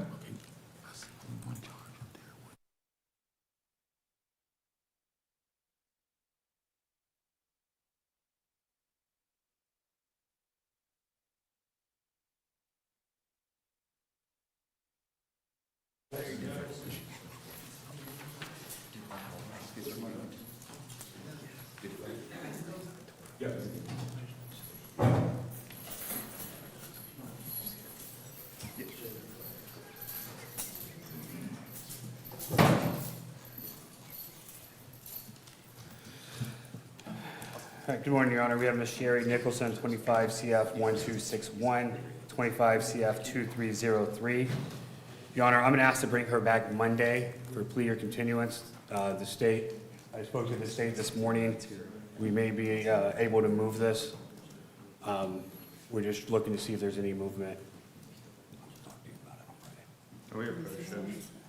Granted.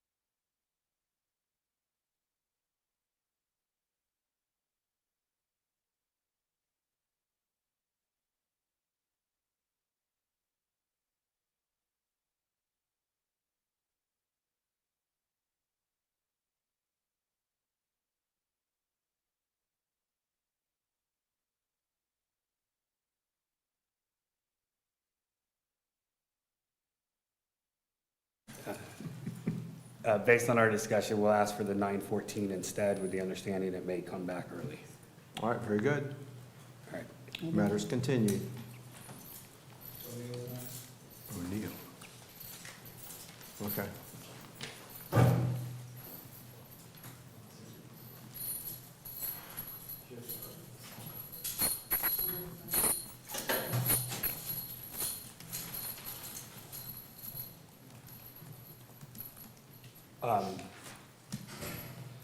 Yes, Your Honor, Mr. O'Neill, we're going to ask for the 914 also, I'm sorry, case number 25 CF 2383.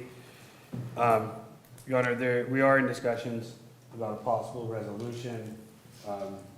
We got to get depots on the victims and try to fill out where they are as far as a resolution that we're looking at.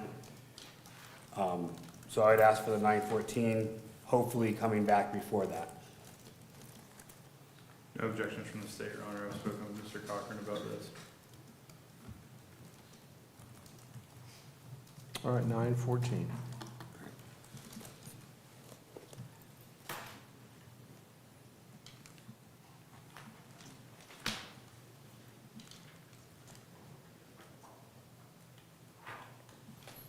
Thank you, sir. That's all the people I have in person, Your Honor. I'll let my colleagues go next.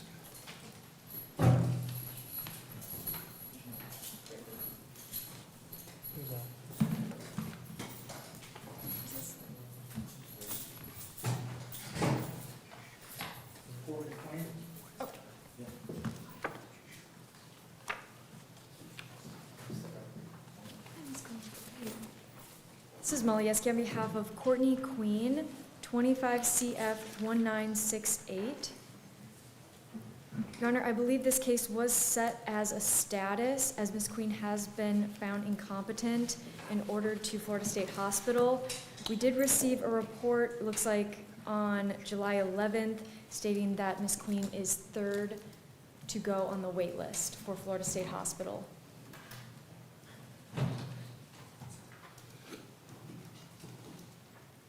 All right.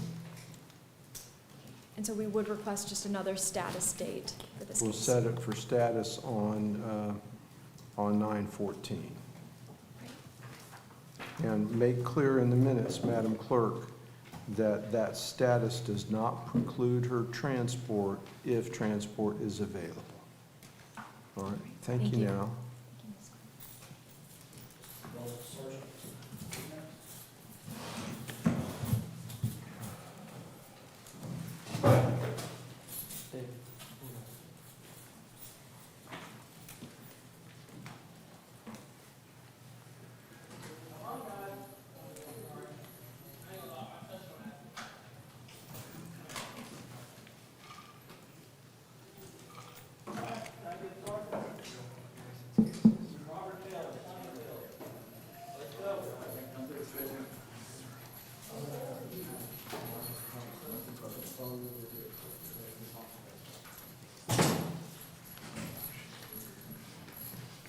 Good morning, Judge. Jason McKinney on behalf of Robert Sargent. Mr. Sargent is here in 25 CF 1979, 25 CF 1930, 24 CF 888, 22 CF 3041, and 22 CF 2645. May I approach with the state? Granted.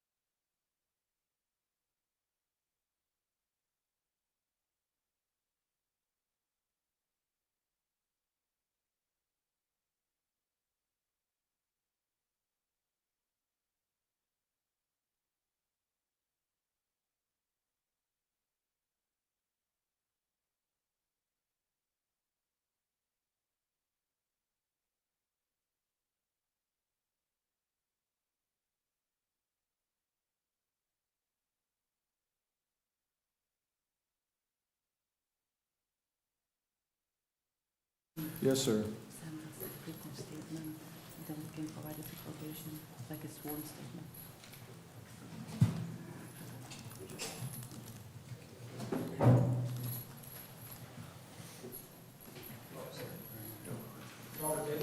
Judge, this is Robert Taylor before the court in 26 CF 231. I'd like to come back on docket day plea or continue.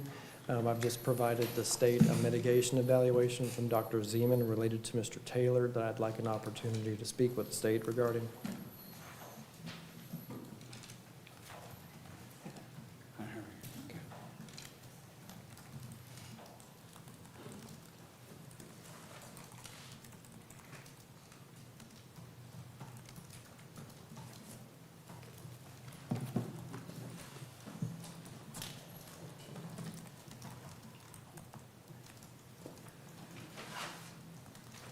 So POC on docket day, is that what we're saying? Yes, Judge. Okay. All right, very good. Clear, continue on docket day.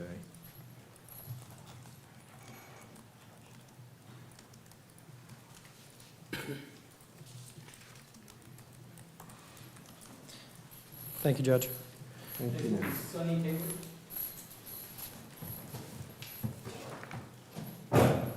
Sonny Taylor? Judge, this is Mr. Sonny Taylor before the court in 25 CF 279 and 26 CF 886. I would request that we leave this on plea or continue on docket day as well. We are working with the state and trying to get to a firm offer for Mr. Taylor, hopefully by Monday. State? That's correct, yes, sir, no objection to that. All right, docket day. Clear, continue. Yes, sir.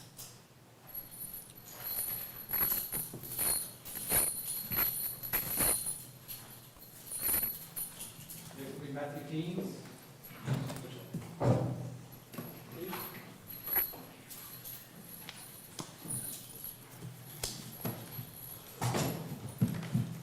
Judge, this is Mr. Matthew Teams. He is here before the court in 25 CF 1884, 26 CF 94, 26 CF 95, and 26 CF 96. Since the court last saw us, we did do approximately 2 days of depositions for Mr. Teams.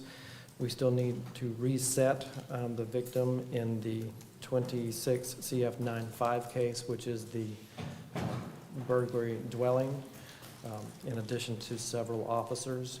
We are making progress, but we would request a continuance so that we can complete the remaining depositions that are necessary. There's no objection.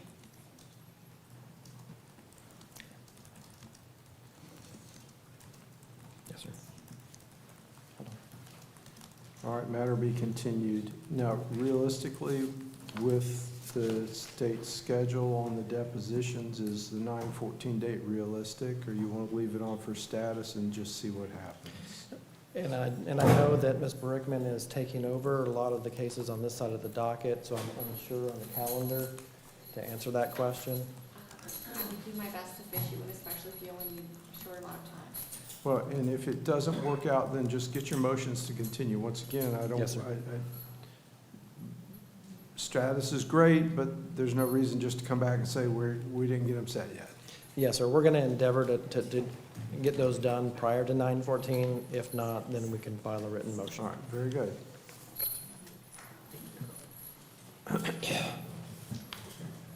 Judge, this is Sharik Thomas. Mr. Sharik Thomas is here in 2 case numbers, 26 CF 411, and a felony violation of probation, 25 CF 1899. I have been in discussions with Ms. Brickman, who has taken over this case as well. I'd like to leave this case set for docket day. Plea or continue to see if we can reach a resolution short of setting depositions in this case. I believe that it's prudent to bring it back on docket day, plea or continue.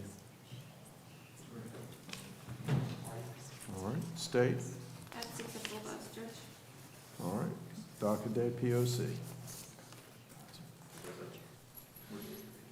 Monday, the 20th? Mhm.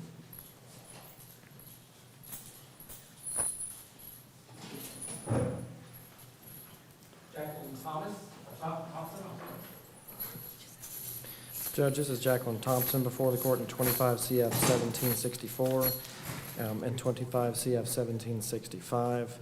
I've been in discussions with the state, which is Mr. Snell in this case, on the status of the case. The last time that we had depositions, there was additional discovery that was needed related to additional restitution that is substantial. I believe that the state is working on that, so I would request a continuance of the matter until September 14th, so that we can try to get to a position for a firm offer for Ms. Thompson. There's no objection.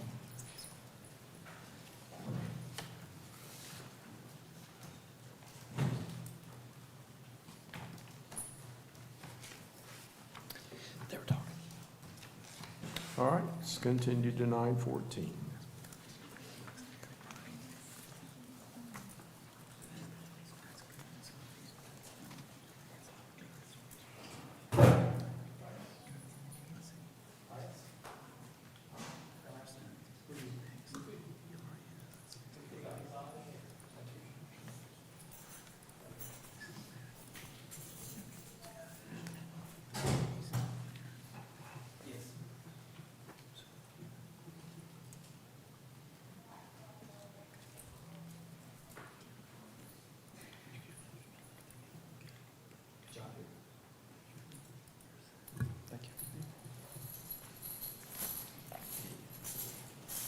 Timothy Tyus.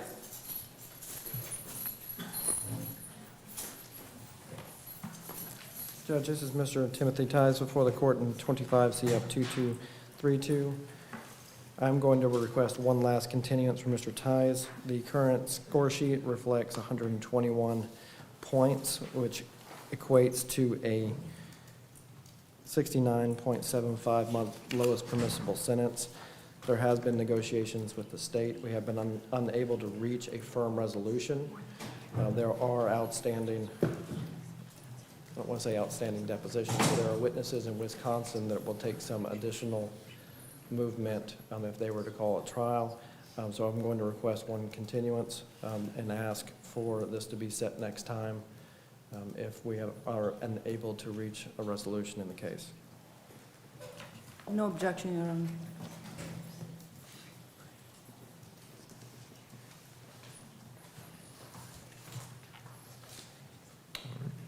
All right, 9:14. They would not agree.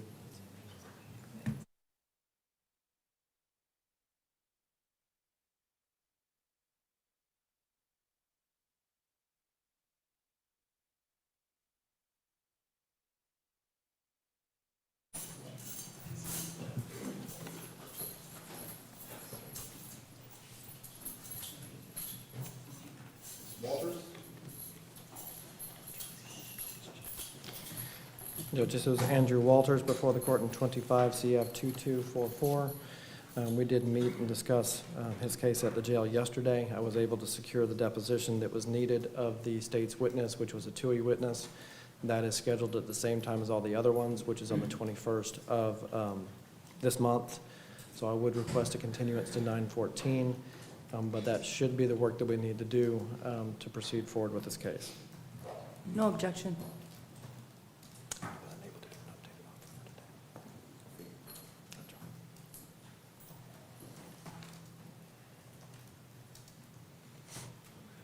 All right, 9:14.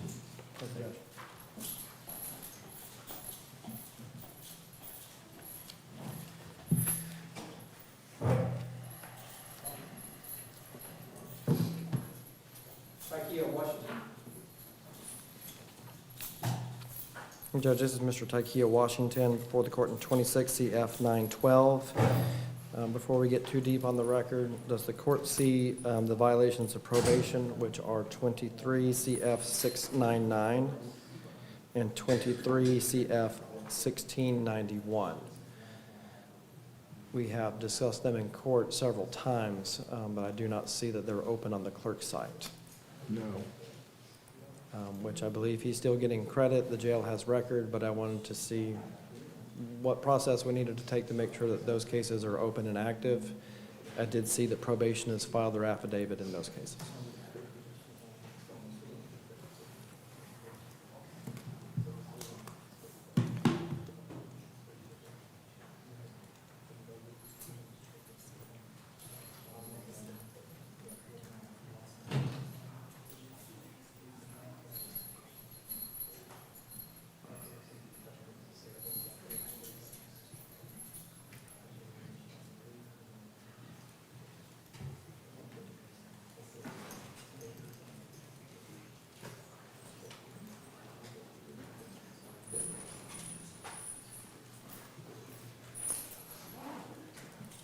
so 691, 1691, and 1697?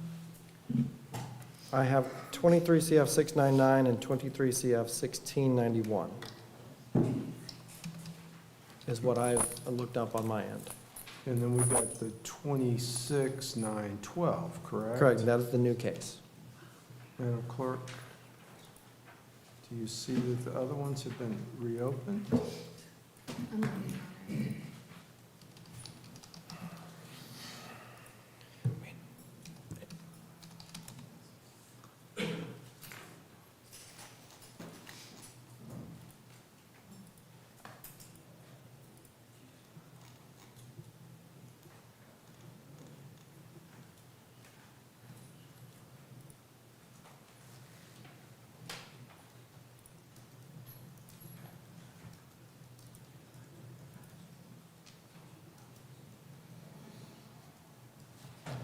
So my notes indicate on 18, we did the written plea, excuse me, we did a not guilty on the 912 case, and at the same time, you did the denial on the 699 and 1691. Yes, And sir. set them for today with the anticipation they'd all travel together, but I'm like you, I don't see that they've, so I'm not sure why.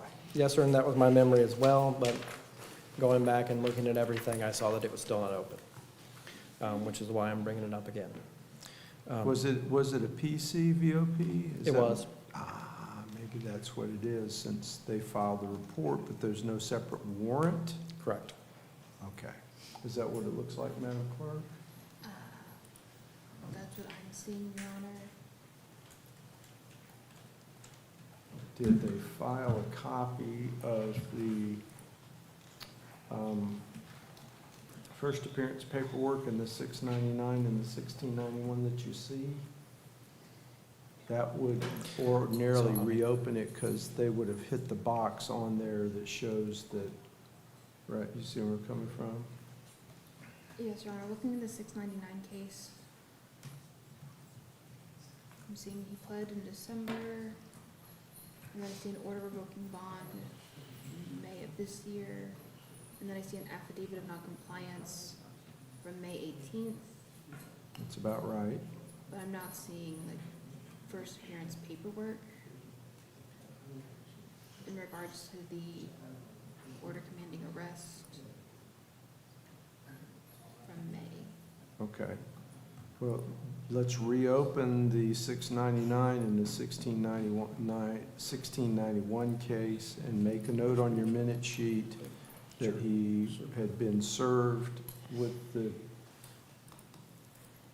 probable cause VOP, and he's entered a denial on 618 to those two VOPs, and that they're traveling together, so that just be clear that those two cases are reopened. And that's probably the reason they didn't all get aggregated on our docket, right? Because I'm looking at the warrants tab, at least in 699, I see that it was issued, the warrant, but I don't, it's not, on our end, it's not showing as served, so that might also be the problem. You don't show it though, right, Bailiff? You don't show an active warrant on Mr. Washington on, Yes, sir, I ran them all yesterday afternoon, I didn't show them. all right, so this is one of those administrative issues Yes, sir. on that. And Mr. Washington, this is all about being sure that the documents catch up with your case. It's not about you individually, it's about being sure that the process is conformed, so.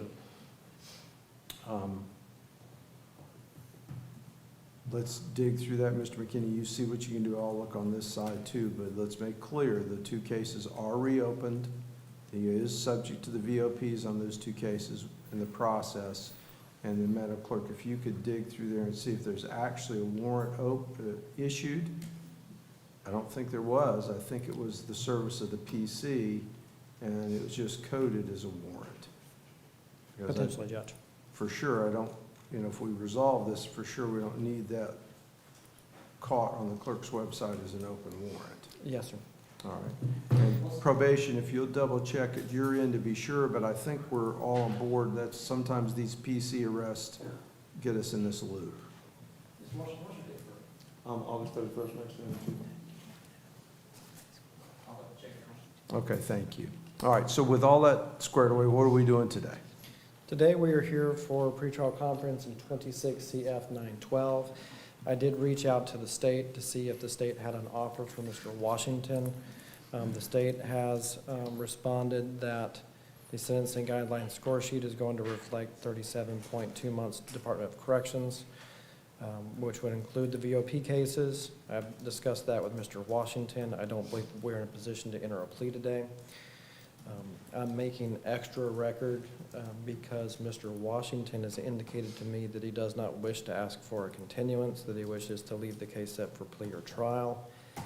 I have not had the opportunity to review discovery in this case. I have not had the opportunity to investigate any of the witnesses, do any depositions, anything of that nature, which is something that the defense would surely wish to do. But that is a difference of opinion between me and Mr. Washington at this point. All right. What's the state's intention regarding this case and the VOPs? Judge, we'd seek to try the VOP evidentiary first. All right. All right, so when can the state be ready for the VOP evidentiary? We would not be able to be ready with subpoenas by the 23rd. What are the court's August dates? I've got 8/13. We can be ready to try the evidentiary August 13th. 8/13 with subpoenas. That means that the state can elect to go forward with the VOP. Other cases will travel, the new case will travel with. And will that be both VOPs being? Yes, both VOPs being tried, 8/13 with subs. The 9/12 case will travel with and will take status on, Yes, they can absolutely. on 8/13. And Judge, I apologize to hijack the record, but in Yes. conversations with Mr. Washington here at the podium and hearing the scheduling in court, he does wish for me to work the case. So I would, and he believed that he's in a position to agree to a continuance in the 9/12 case so that I can review the discovery, set depositions in the case prior to us setting the evidentiary hearing for the VOP. And I would seek to do so. State, do you withdraw your request to set the case for the VOPs for hearing? Yes, Your Honor. Judge, I would ask that they travel all together on 9/14 to give me an opportunity to depose the victim in the case and investigate fully.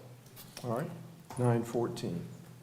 And once again, if, Mr. McKinney, when you try and set the depositions, they can't be set timely for the 9/14, let's accelerate that and get your motion to continue squared away, okay? Yes, sir, and we're going to certainly endeavor to try to get that done as quickly as possible for Mr. Washington, but I'll certainly do so. All right, very good, thank you. And Mr. McKinney, as far as the scheduling, if you could send me even a list of perhaps cases where you only have one or two witnesses, we can get those Yep. set more quickly than We can just do that. hours and hours of new cases. Yes, yeah, the intention is going to be to depose the victim in this case. So Certainly. I'll make that request as soon as I get back to my computer.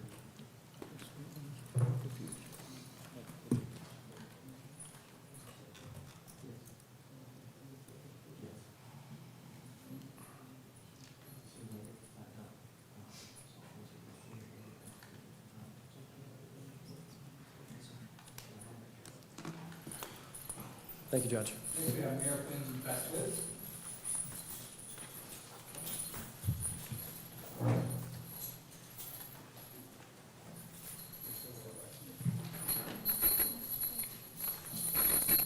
Judge, this is Mr. Lewis.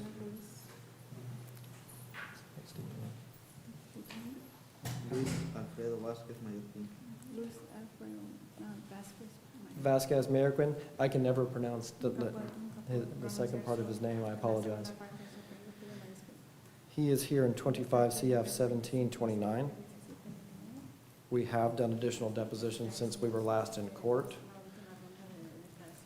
It's been a It's been a while since he has been to court, which is why I did not continue him ahead of time for today. The depositions have led to some transcriptions of the interview that took place in this case between my client and law enforcement, and we are going to be seeking time with the court for a motion related to those statements, a motion to suppress. And I wanted to make record of that with my client present as we proceed forward and ask for a continuance until 9/14.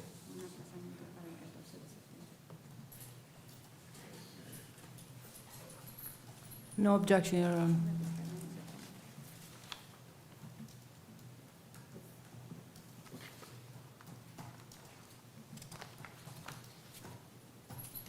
All right, it's continued.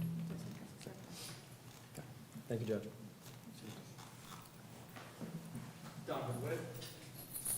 Do you have any more? Okay. Judge, this is Mr. Donovan Webb before the court in 26 CF 780. Doing all right?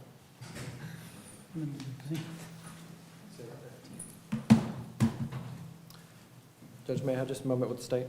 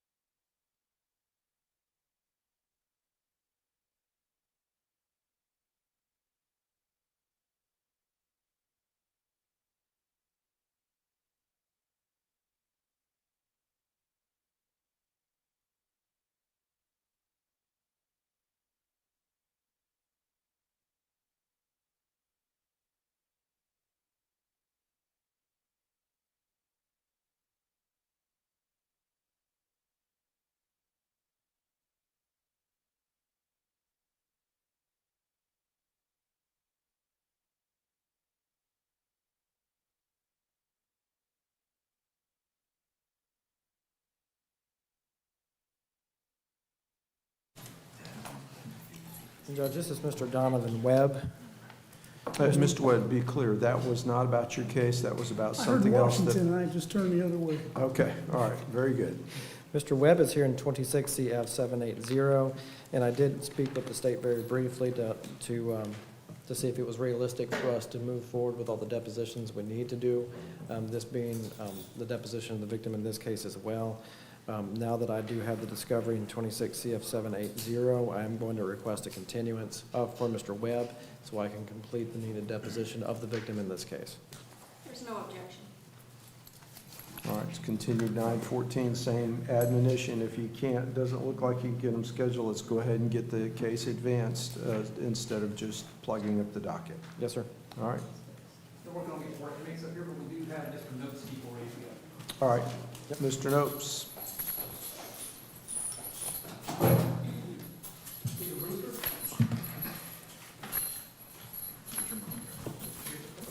Judge, for the record, there's several cases, I believe, that should be on the docket today.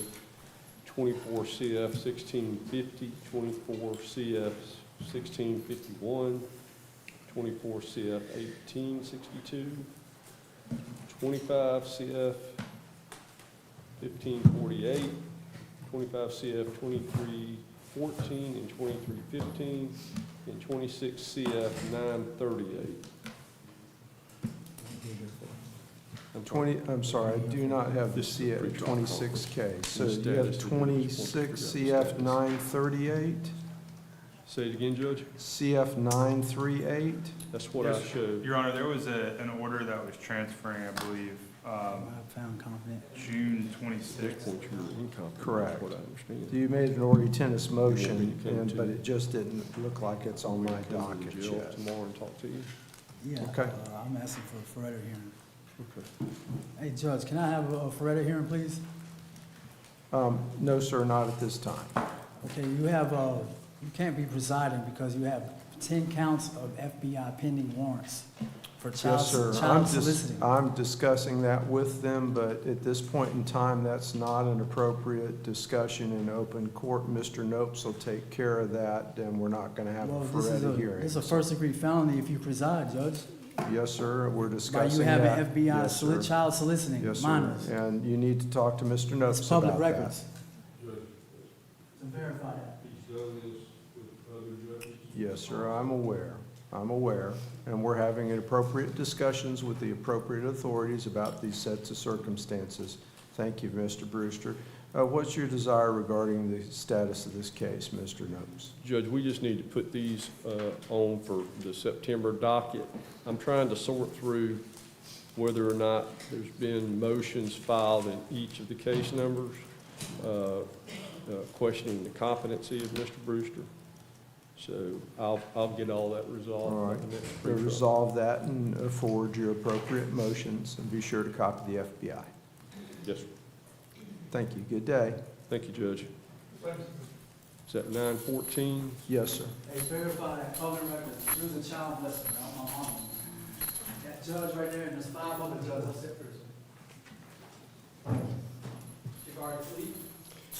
Mr. Lee, 25 CF 1738. Judge, we're going to leave it set for Monday, docket day, 7/20/26 at 9 a.m. It's going to be clear continuance on that day. The state and I are in discussions as to possible ways to resolve it. That's correct, Your Honor. I need to speak with the victim on a potential resolution, but I have no objection to putting it on for 7/20 clear continue. All right. Clear continue on docket day. Thank you now. Yes, sir. Judge, I've got Jill Madonia. She's got 2 case numbers, 25 CF 1827 and 26 CF 209. Judge, we're asking that this be put on for pretrial on 9/14. Do we have Ms. Madonia? She's coming out, or should be. Okay. The bailiff reports on Mr. Washington that there are no active warrants and no returns. Madam Clerk, I'm directing you to withdraw the order taking into custody on Mr. Washington's case. Please acknowledge the entry of the 2 denials on the VOPs. Thank you, Judge.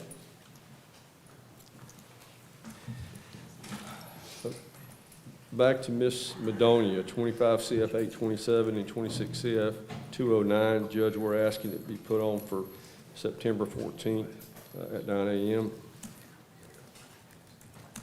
State? No objection, Your Honor. Yeah, I'll try to get that before you get there. Judge, the next case I've got is Scott Aranje, 25 CF 2192. Judge, I'd ask that this be put on for 9/14 for pretrial. He's in federal custody and should be sentenced sometime in August. That's correct, Your Honor. I spoke with Mr. Nopes about this case. The state has a particular position with this in that we may not, depending on the sentence at the federal level, it may not resolve here. It really just depends on that sentence, and so we're awaiting on that before we make a determination. So he's set in August now because they passed it before? Yes, Your Honor. I think at that time when we passed it, we weren't sure when it was going to be set for sentencing. But given that it's now set in August for sentencing, to say there's no objection to a continuance to September 14th. All right, September 14th, and we'll see, and that sounds like it's just going to be status at that point in time, Yes, right? sir. Okay, all right. Judge, I then have Susan Stobbits. Judge, her case number is Owens, right? 26 CF 284. Yes. Judge, we need to put this on for 9/14. I need to do depots. And I just chatted with the state a little bit about just the reality.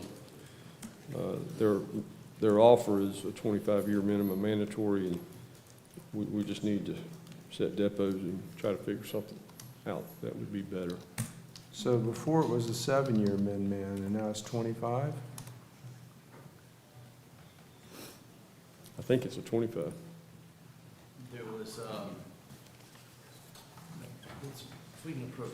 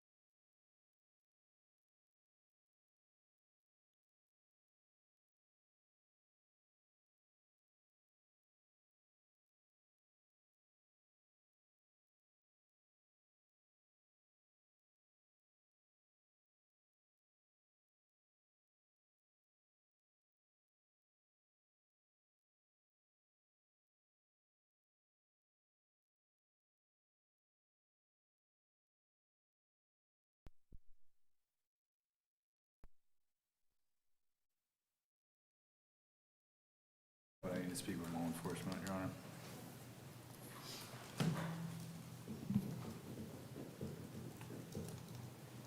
Do you want to advance it a full cycle or leave it on for docket day? You think you'll have a chance to make that inquiry before then? I think it'd be better to go full cycle. I think so too. Just with every, like, with the trials that I have set, Your Honor, I'm gonna be kind of focusing on those. I agree, Your Honor.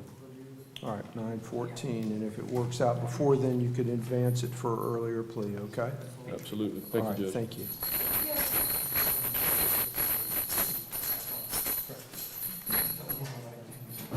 All right, and then back to Thompson, right? Yes, sir. So we got 25 CF 2376.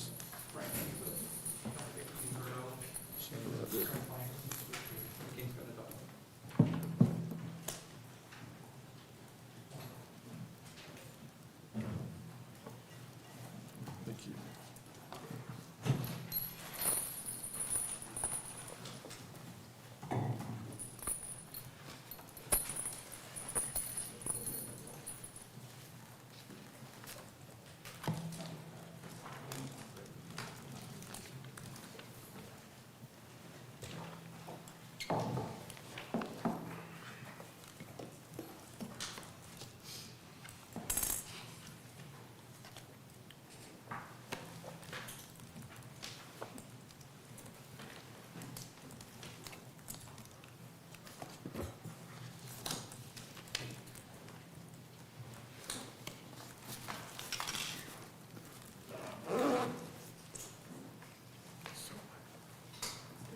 To be clear, I have no objection to transferring the information.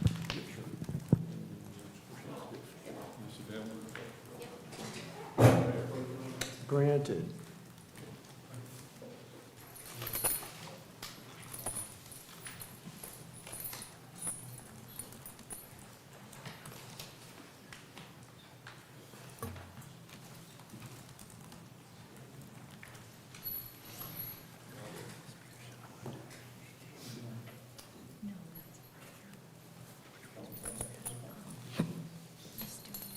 All right, go ahead, Mr. Notes.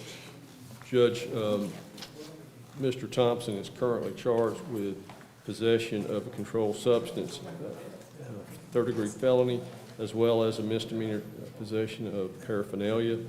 It's the agreement with the state, and this is a downward departure, that he would enter a plea of no contest, and he would be sentenced, adjudicated guilty, and sentenced to 1 year drug offender probation, followed by 2 years regular probation. He has to have a substance abuse evaluation in any treatment recommended. He would need to do 24 hours of community service work, and the state has no objection to him transferring to another state, provided probation approves it. All right, raise your right hand, please. You swear affirm to testify truthfully in this matter under penalties of perjury? Yes, sir. You can put your hand down. You heard what Mr. Nope said, and you signed the written plea form? Yes, sir. And how old are you? Sir? How old are you? 41, sir. How much school do you have? 12. 12 All right, years, sir. you able to read and understand the plea form? Yes, sir. And did you do that before you signed it? Yes, sir. And it's what you read, what Mr. Noakes just announced to me. Do you understand by this plea that you're pleading no contest?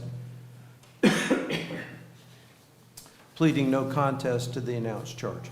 Yes, sir. And that tells me you believe the state can prove your guilt and you're not going to contest it. Yes, sir. And by doing this, do you understand you're waiving your right to a trial by jury? Yes, sir. And in this case, you'll be adjudicated guilty, be sentenced to 3 years total probation. The first year will be drug offender probation. You'll have evaluation, recommended treatment, the community service hours, and the court costs, which are, Madam Clerk? $6.15, Your Honor. $6.15, plus the state-provided legal assistance. Now, there's a provision that you're allowed to transfer, but Mr. Nopes has probably told you that that's up to the state you want to transfer to, whether they agree to do that. And if they say no, then you're going to have to stay here. Yes, sir. Used to be I could just do it, but now the law requires the other state to agree to your transfer. Do you understand? Yes, sir. Okay. Mr. Nope's answered all your questions about the plea and how it affects you? Yes, sir. And are you satisfied with how he's represented you? Yes. The court will find the plea to be freely and voluntarily entered into and accept the plea. If you'll step over this way, and then before you leave, probation is going to hand you a piece of paper regarding your reporting. Judge, he's been in jail since, I think, December 1st. Would the court consider waiving the cost of supervision? I'll waive the cost of supervision for the first 6 months of his supervision. Very good. Thank you, Judge. Madam Clerk, anything else from Mr. Nopes before he leaves? No, Your Honor. Okay. Cool. Thank you, Thank Mr. you. Nopes. Have a Good great day. Next will be Robert Wilcox.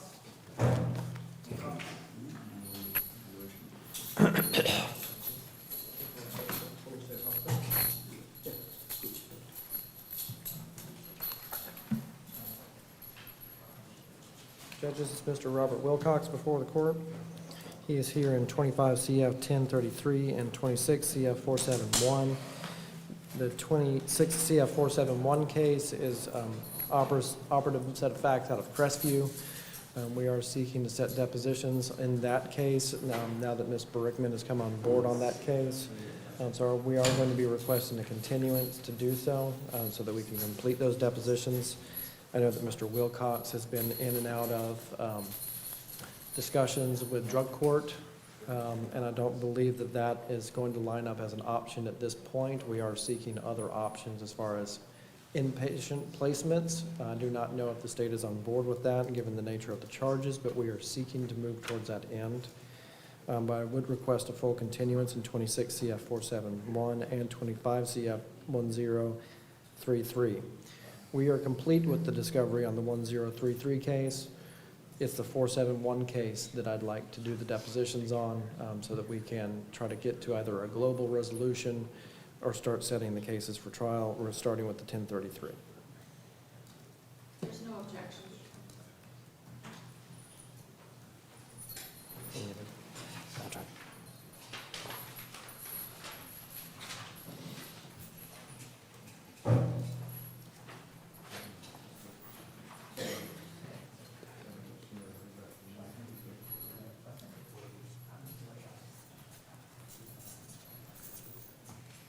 Now, you've heard Mr. McKinney discussing the potential of inpatient. Is that something that might move the state's position on the resolution of the case if those arrangements can be made? Your Honor, I need to go back and review everything in the 25 CF 1033 case. Those are the more serious charges. Okay, and so I know you're fresh back, so, but I just want to be sure that that's a potential that Mr. McKinney's offered.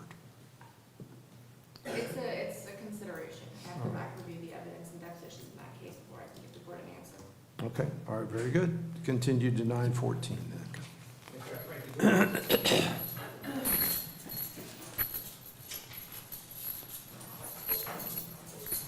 Judge, this is Mr. Frankie Williams before the court in 25 CF 1735 and 25 CF 1737.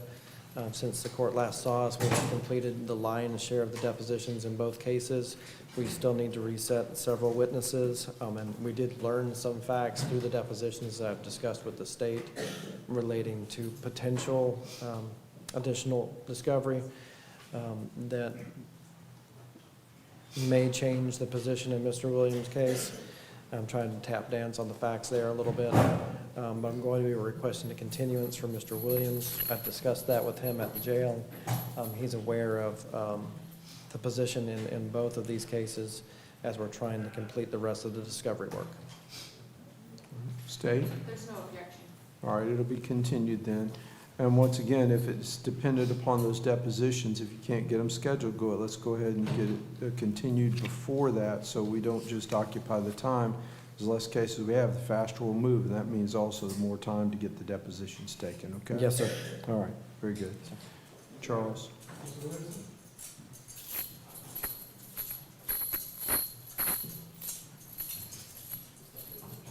Judge, this is Christopher Williamson. He's before the court in 25 CF 1895 and 26 CF 925. I know that the state is working on getting me the discovery in the newest case. I'd like to come back on docket day plea or continue to see where we're at as far as the status. to see if there's any resolutions that we could proceed forward with.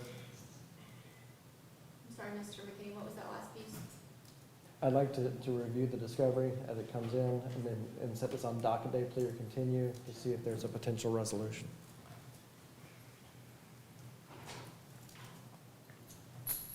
All right. Any objection to that? This is another situation where we are seeking placement with inpatient. He's been evaluated for the Keaton, but I'd like to have that discussion with Ms. Berickman. Okay, so, all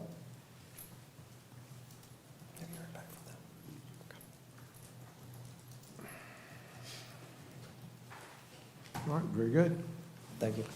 Charles, we'll finish Mr. McKinney, and then we'll take another break, okay? We'll finish Mr. McKinney's clients, and then we'll take another break, okay?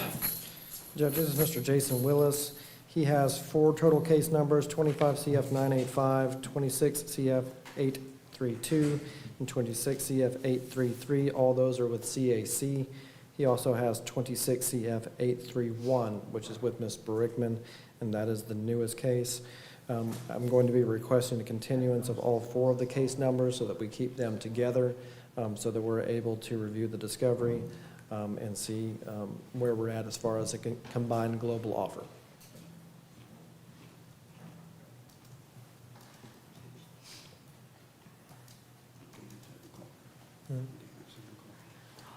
Ms. Quall? Yeah, you're still in the anchor dorm? So, full continuance? Yes, Judge. Full continuance. Status of objection. 914. And Mr. Willis wanted the court to know that he is in the anchor dorm with ECLC. He's doing well with that. He's Very trying good. to put in the work while he's incarcerated. That's not for sentencing purposes today, but he wanted the court to be aware. Good. Keep up the good work. 9/14, September 14th.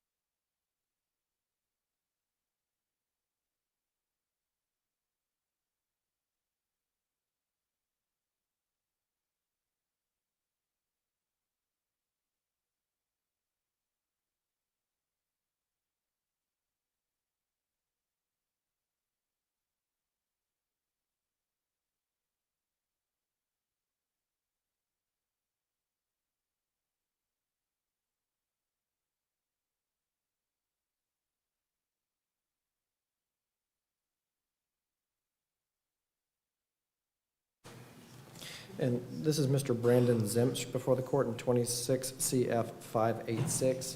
Ms. Varela is present in the courtroom if the court has any questions.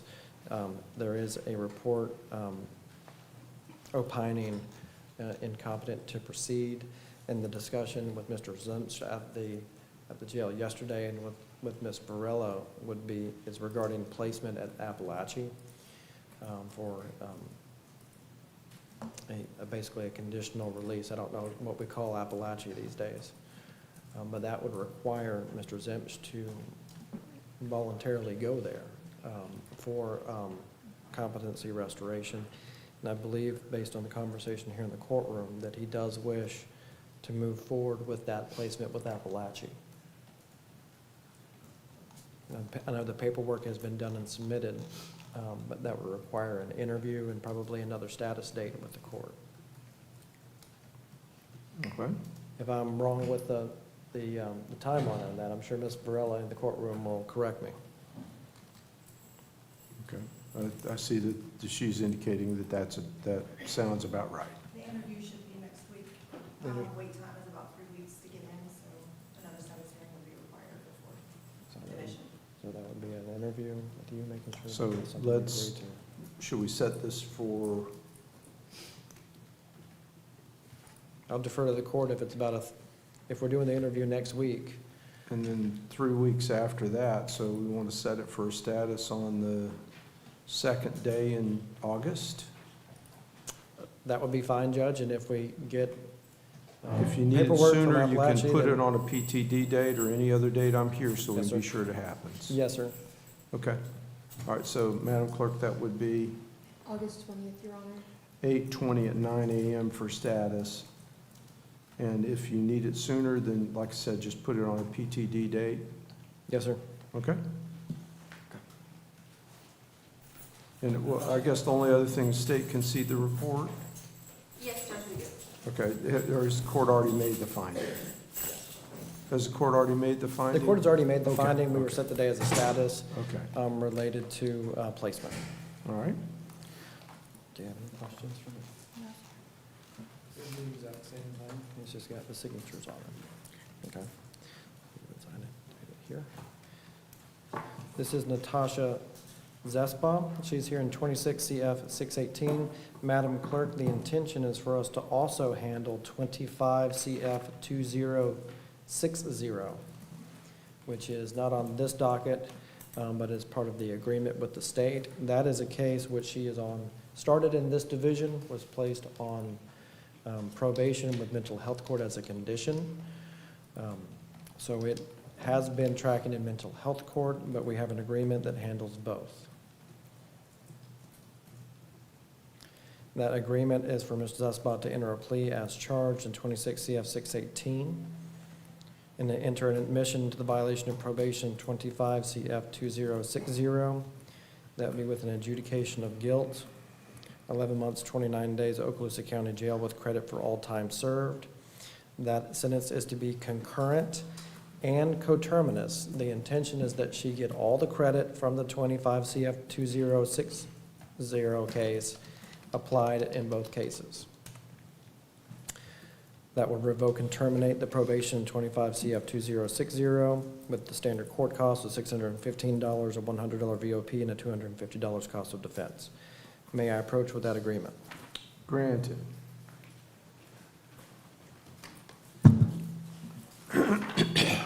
No objection to the score sheet, which reflects 42.4 points.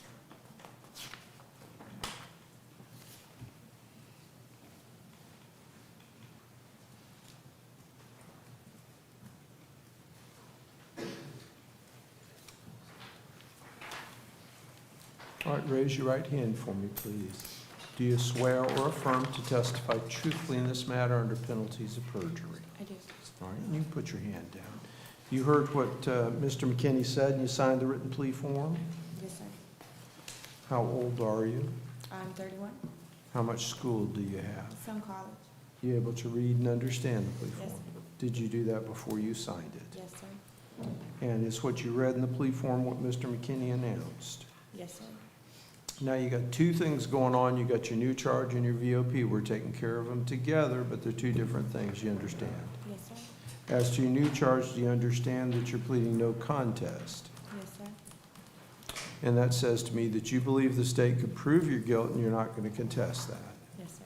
And by doing this, do you understand you're waiving your right to a trial where the state would have to prove your prove your guilt? Yes, sir.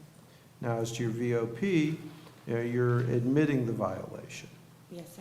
And by admitting the violation, what I understand you to say is that you agree that you violated your probation just the way the affidavit report says you did.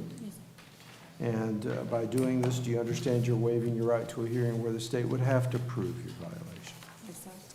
Now, you'll be sentenced to the same sentence in the case, which is 11 months and 29 days in the county jail, credit for time served, concurrent and coterminous, and the state agrees that they'll be coterminous. Yes, Your Honor, we do. Okay.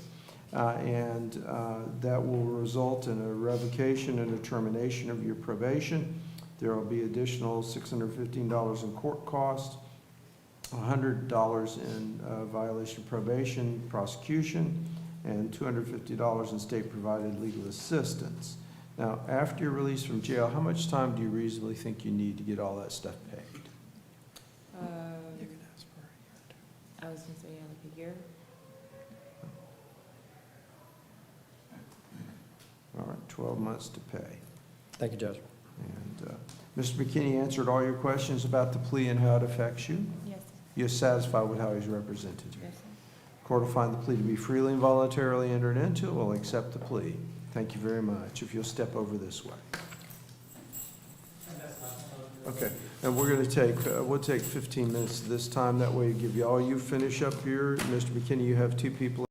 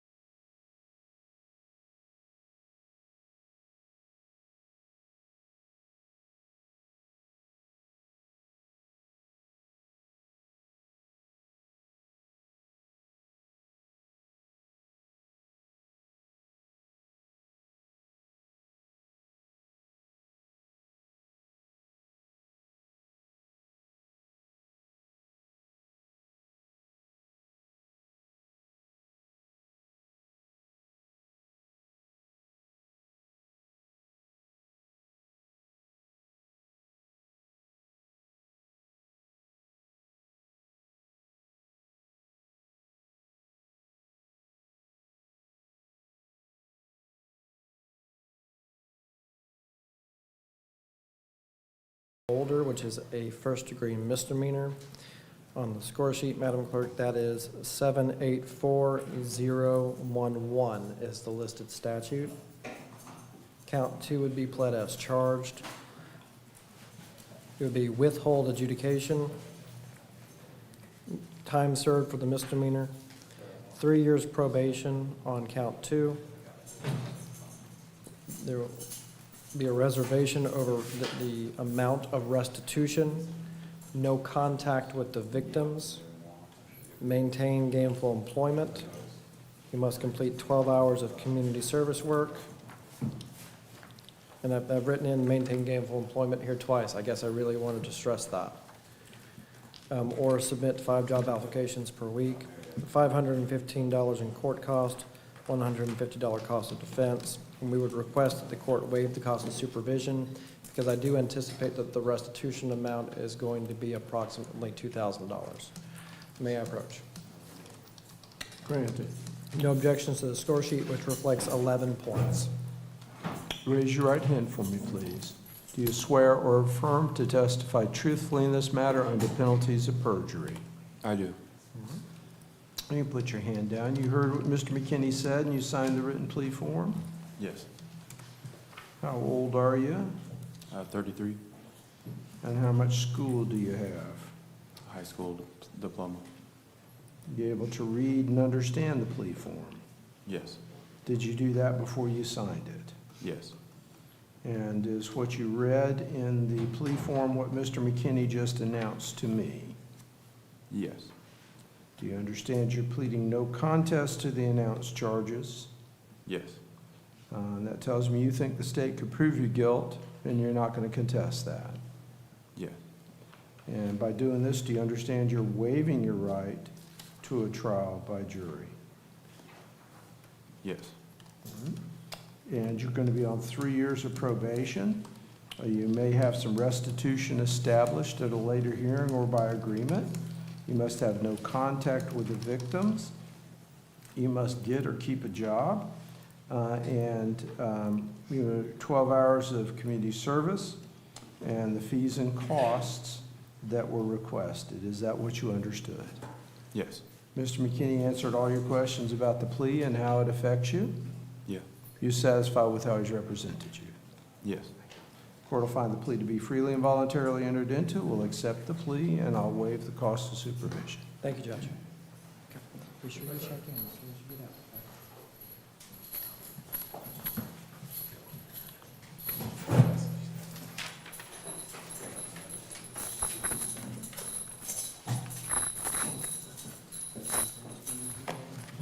Your Honor, this is Joshua Paulson before the court in 26 CF 190.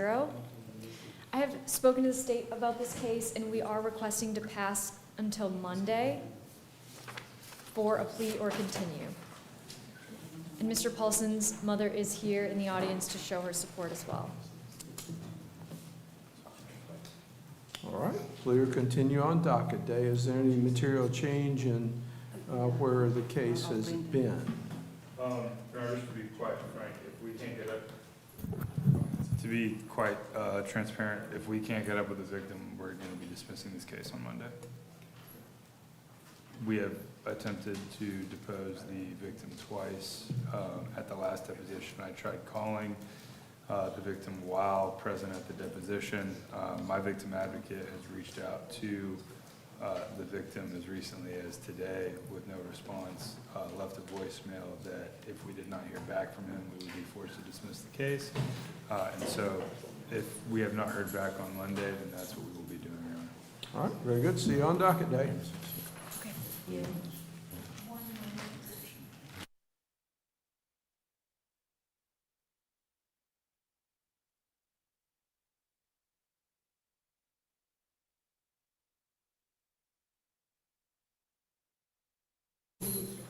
Yes, ma'am.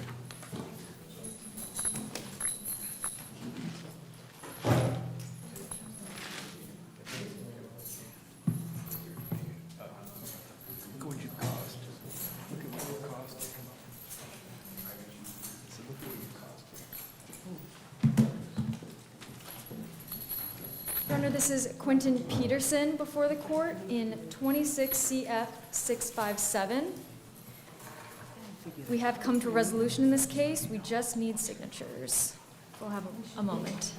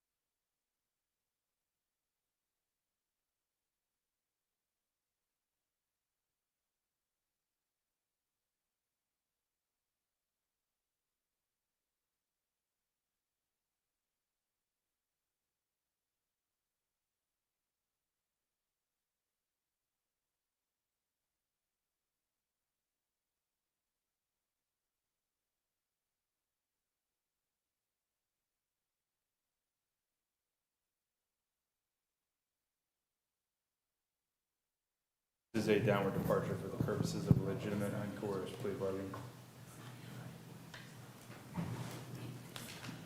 And I will announce the terms. On count 1, it will be an adjudication of guilt, 24 months of standard probation, successfully complete Chrome, bars to bed, random UAs, court costs and costs of defense. On count 2 will be an adjudicate, credit for time served, and court costs. And I have the agreement signed by all the parties as well as the score sheet, if I may approach. Granted. Do you, yes, sir. Yes. Raise your right hand. Do you swear affirm or to testify truthfully in this matter under penalties of perjury? Yes, sir. Okay, and you can put your hand down, Mr. Peterson.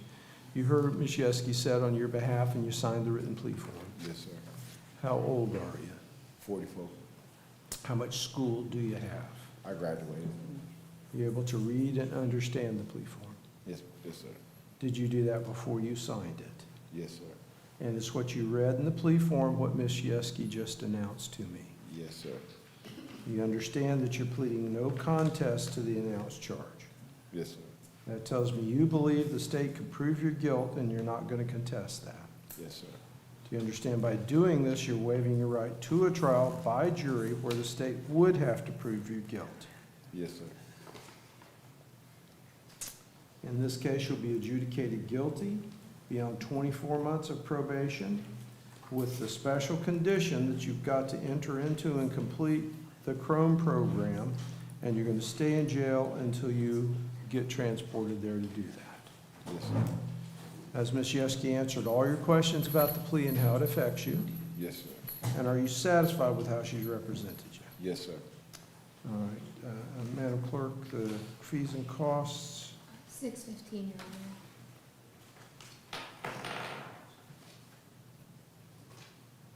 Honor. $150 state-provided legal assistance. All right. Court will find the plea to be freely and voluntarily entered into and accept the plea with the adjudication.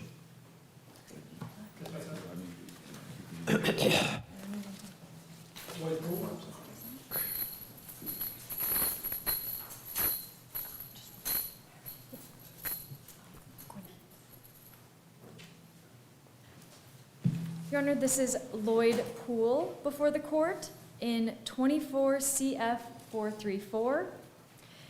In this case, I am seeking a continuance to the September docket.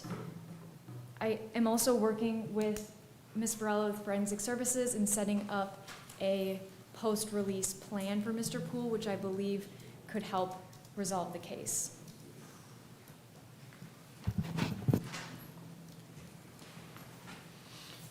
That's correct, Your Honor. I've spoken with Ms. Yeske, and I have no objection to that continuance. It is possible that we have a resolution that could get worked out between now and September 14th.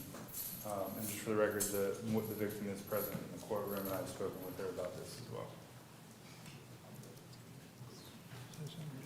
And if that works out sooner, then you can advance it on any docket that I'm here to take the plea in for the resolution, okay?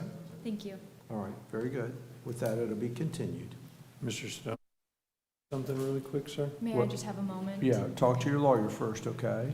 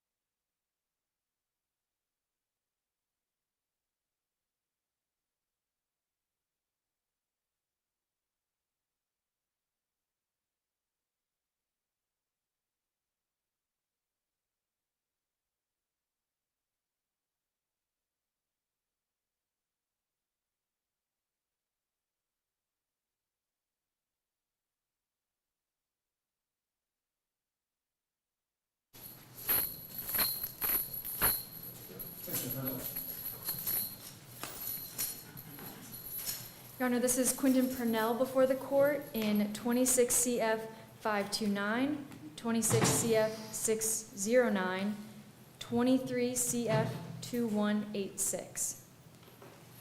Your Honor, in this case, I am requesting a continuance to the September docket. We currently have a DOC offer, and based on new information, I am going to work on setting a deposition with a witness in the case between now and the September docket. So this is 2186 and 609. That's correct, Your Honor.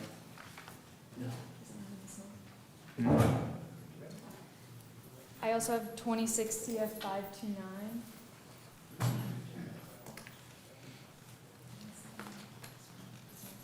No, I think the 609 is the, but I haven't done that yet.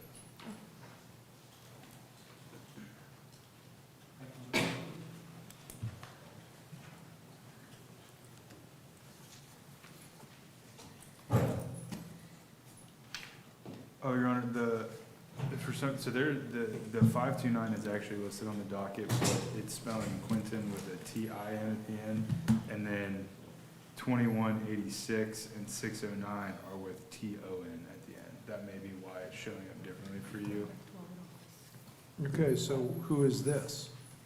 Those are the same two people, by the way. It sounds like the correct spelling should be T-I-N.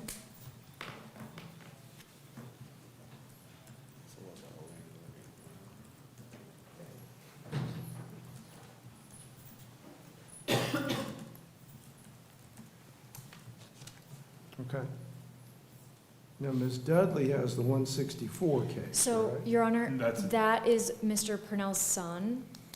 Ah, And I think we had that issue last time as well, but that is a completely different person.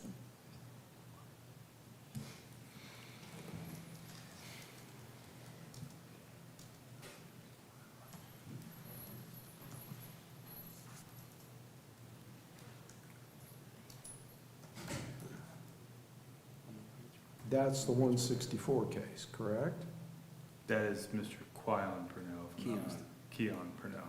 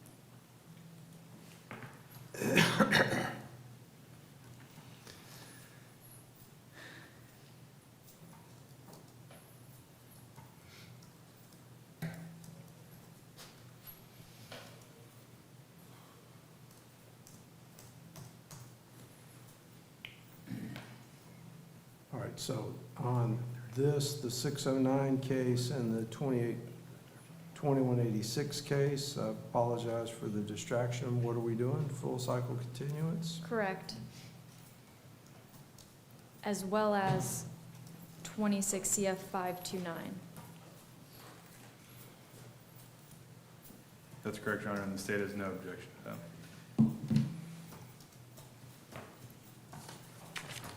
Okay.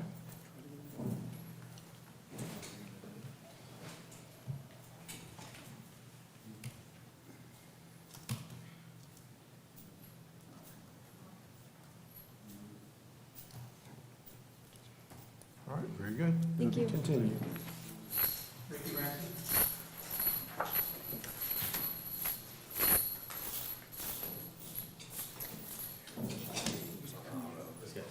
Your Honor, this is Ricky Ramsey before the court. I believe today we have 26 CF 820.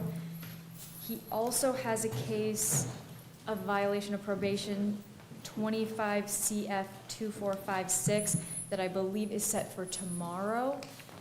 I have discussed this case with the state, and we believe that we might be able to come to a resolution in both cases if we could set this for next Monday as a plea or continuance.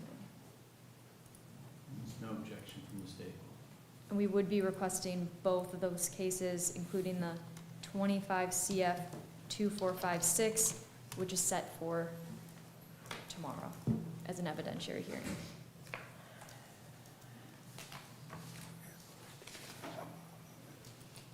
Do you agree to withdraw the evidentiary tomorrow? We can do that, yes, sir. All right, set both cases on docket day. And that's for COP? Correct. All right, very good. See you then. Ron Roberts?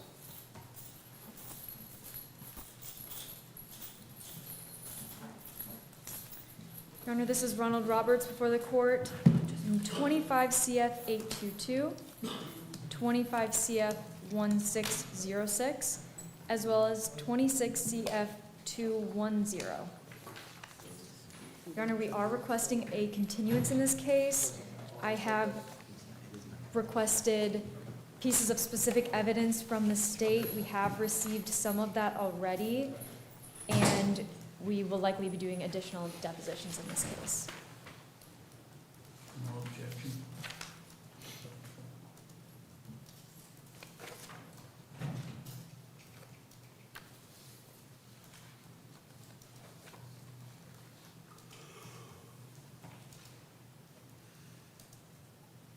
All right, it'll be continued to 9/14. Thank you. Thank you.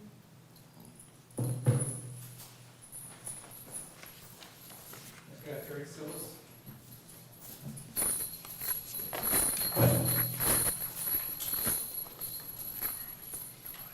This is Eric Silvis before the court in 26 CF 21. We are seeking a continuance to the September 14th date. We are working on setting depositions in this case. We had first done some evaluation work, and we are good to go and setting depositions. Stay, No objection. 9/14. And once again, with all the depots we're setting, if you can't get them set by then, just go ahead and get your motion to continue filed, okay? Will do. Alexander Smith?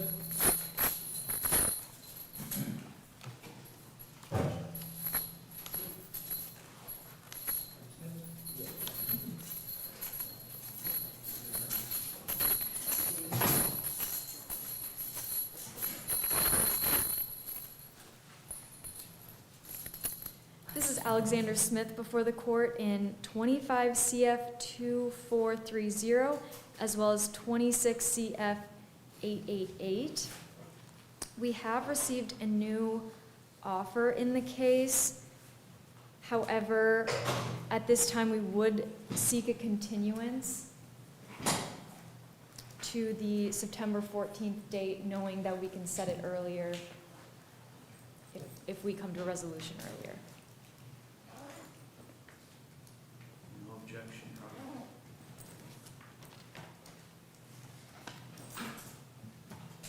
All right, it's continued. Next, we have Rogelio Rasquero.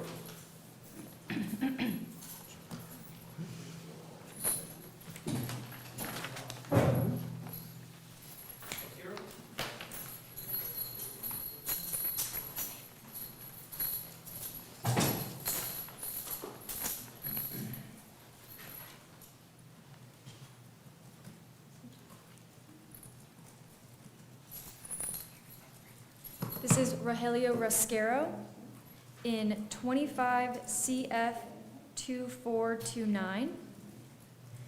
We are seeking a continuance in this case. We have depositions set on August 12th. No objection. All right, it'll be continued to 9/14. Thank you.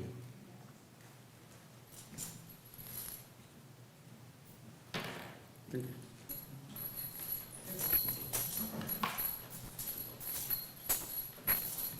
we have Strunk.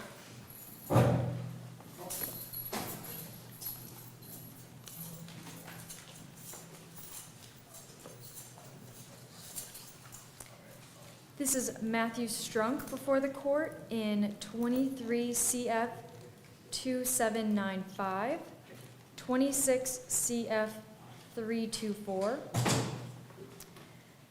We are requesting a continuance in this case.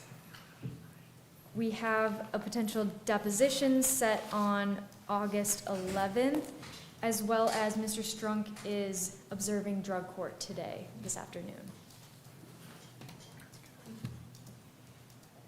No objection.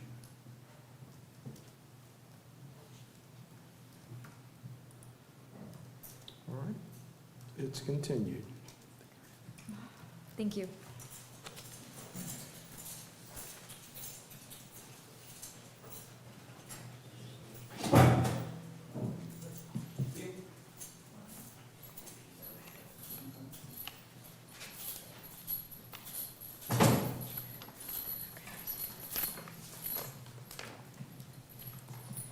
This is Tosha Steele before the court in 26 CF 985.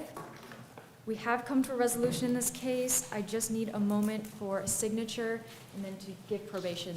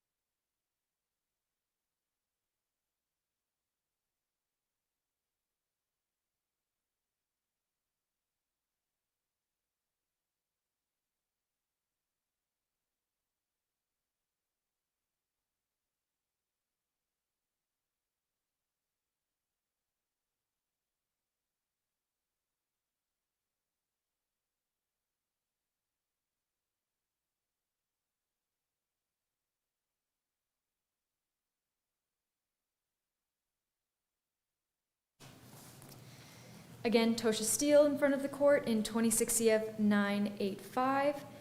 We've come to a resolution. This will be a no contest plea with a withhold of adjudication, 60 days in the Okaloosa County Jail with credit for all time served, 24 months of standard probation with the terms of complete a mental health evaluation and any recommended treatment, as well as a substance abuse evaluation and any recommended treatment, 24 hours of community service work, no contact with Mona Gray, court costs, costs of defense, and the state is requesting to reserve on restitution. And I have the agreement signed by all the parties, as well as a score sheet. May approach. Granted. Good afternoon. Raise your right hand, please. Do you swear or affirm to testify truthfully in this matter under penalties of perjury? I do. All right, you can put your hand down. You heard Ms. Yeske said, and you signed the written plea form? Yeah, she went over, explained it to me. All right. How old are you? 43. How much school do you have? I was supposed to start college my 4th time this year. Okay. You able to read and understand the plea form? Yes, I did. And it's what you read and understood what Ms. Yeske just announced to me. You understand by this plea arrangement that you're pleading no contest to the announced charges. I do. And that tells me you believe that the state could prove the charges against you, and you're not going to contest that. Your Honor, may I have a moment? Yes.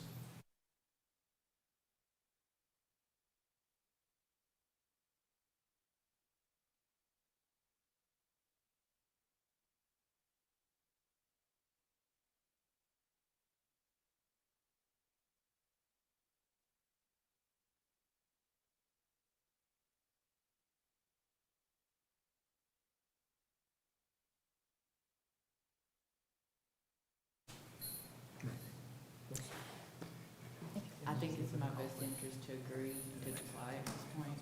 Okay. But I think I have responsibilities for it, you know. All right, so instead of saying that you believe the state could prove your guilt, you believe that it's in your best interest to make this plea today instead of going to trial.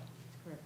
Do you understand by making this plea, you are waiving your right to a trial by jury where the state would have to prove your guilt?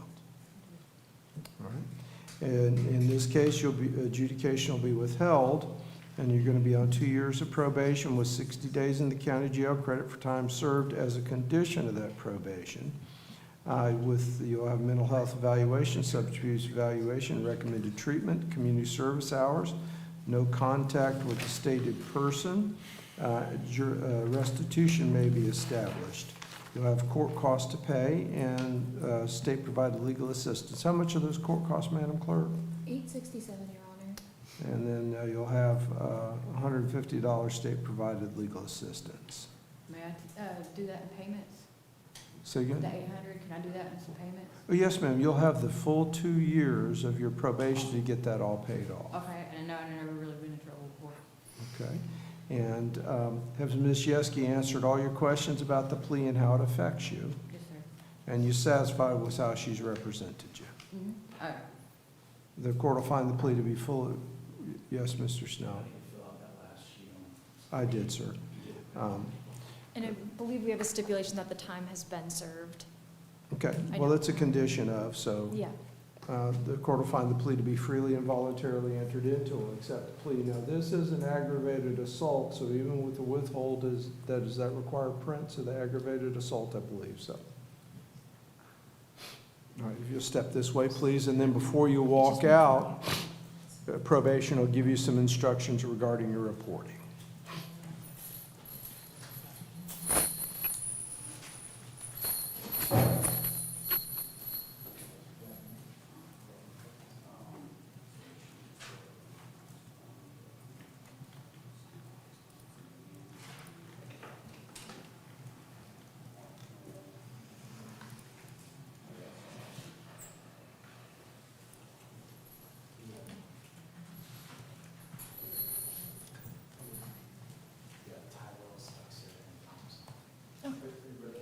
Yep.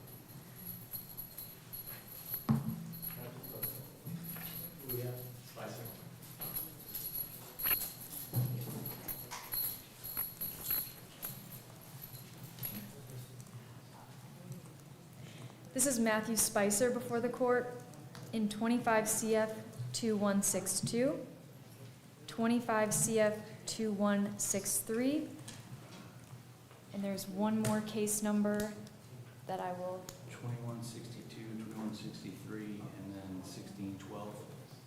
And 1612 is Mr. Garrett's case, correct? yes, and I am authorized to complete the form today. Mr. Garrett has already signed it. All right.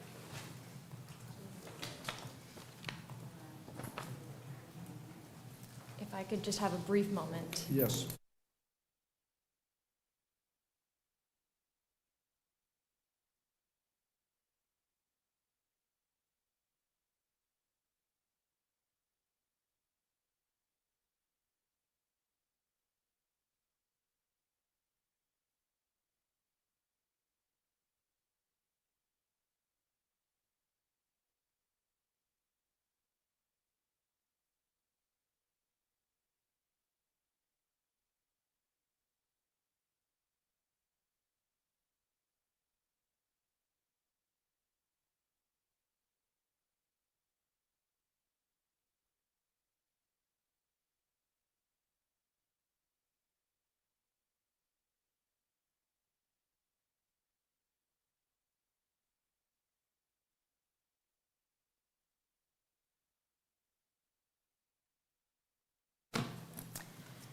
Your Honor, in these cases, we have come to a resolution.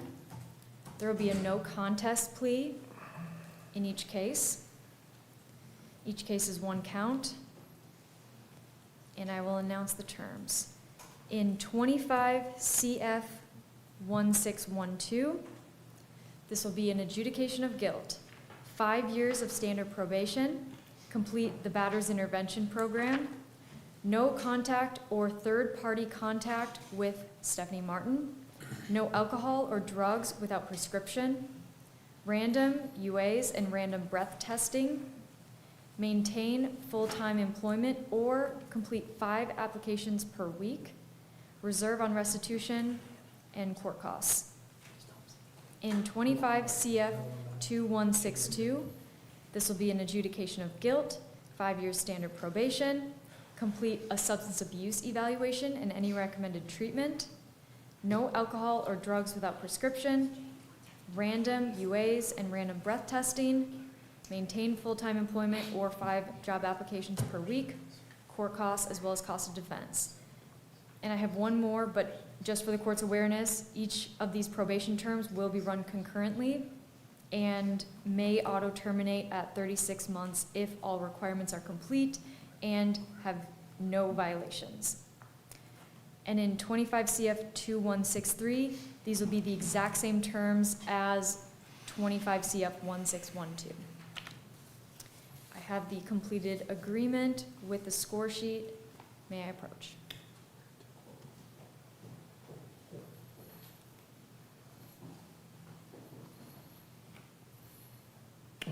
Raise your right hand, please.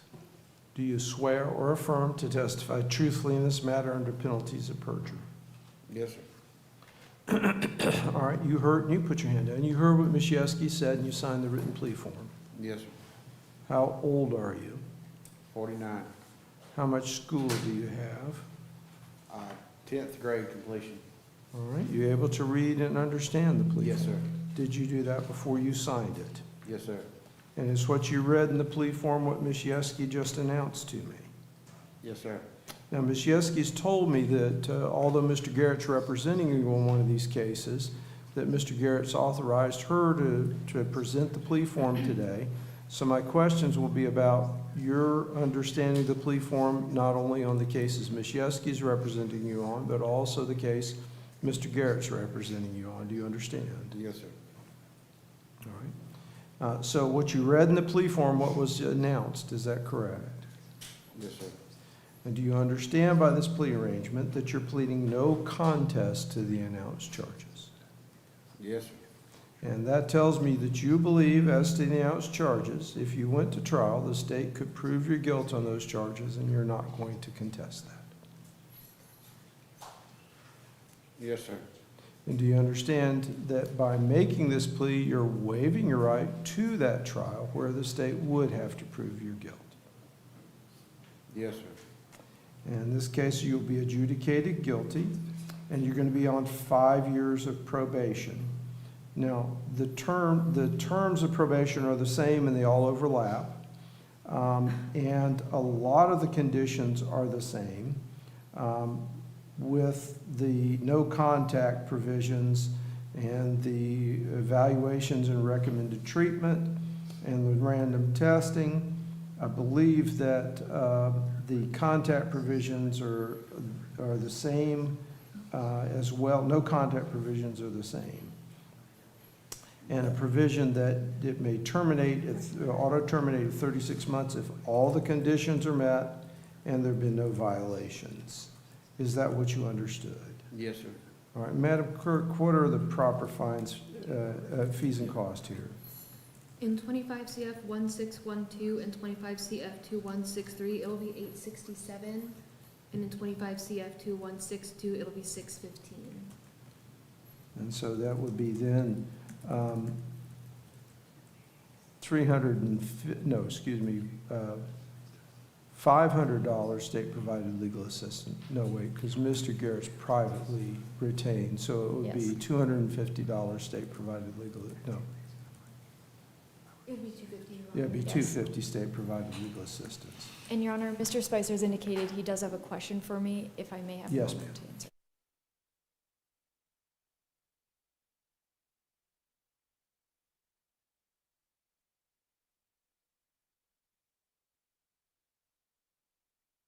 Well, I mean, I've done this a long time.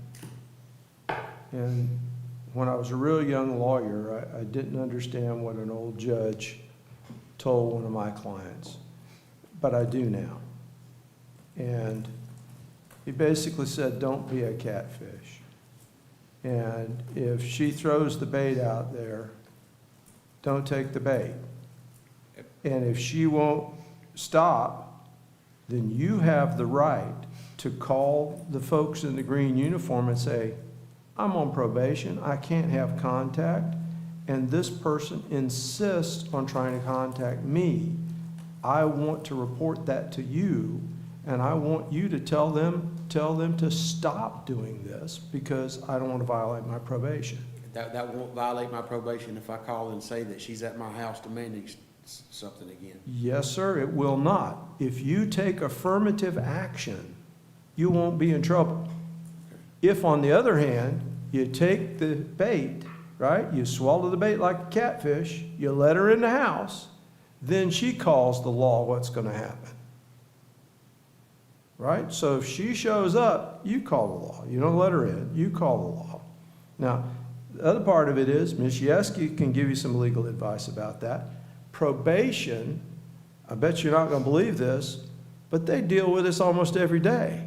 They know how this works, and they can give you some advice on how to deal with this as well and how to work it out. But the bottom line is rely on them to explain that to you. But just remember, don't be a catfish. And if something happens and you're worried about it, you call the law.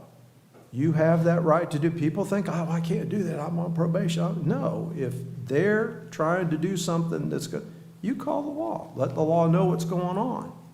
But follow probation's instructions. They're also going to give you instructions about what you need to do, and they'll explain to you how to deal with it, okay? Okay. Anything else? No, sir. Okay. With all of that, all your questions answered? Yes, sir. Okay, I'll find the plea to be freely and voluntarily entered into, and I'll accept the plea.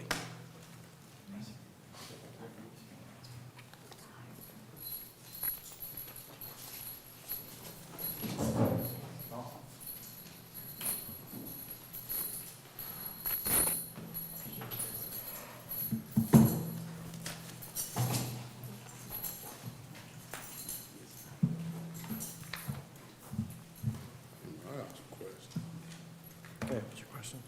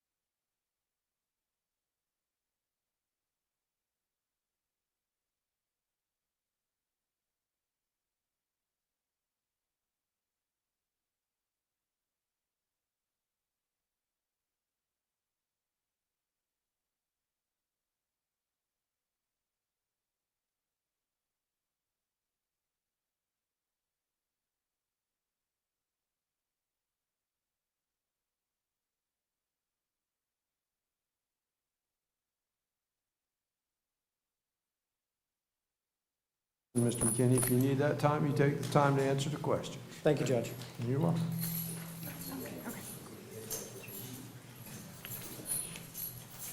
Your Honor, if I may, I have some clients that I waived their appearance. From jail? Yes, Your Honor. Okay. They're going to be continuances, so we didn't transport them. All right. First up, Mr. Russell Lewis, 25 CF 1571.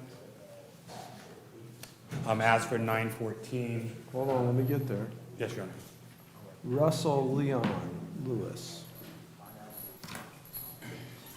Yes, Your Honor. There was about 85 pages of discovery that just came in this morning. And I have more depots to schedule.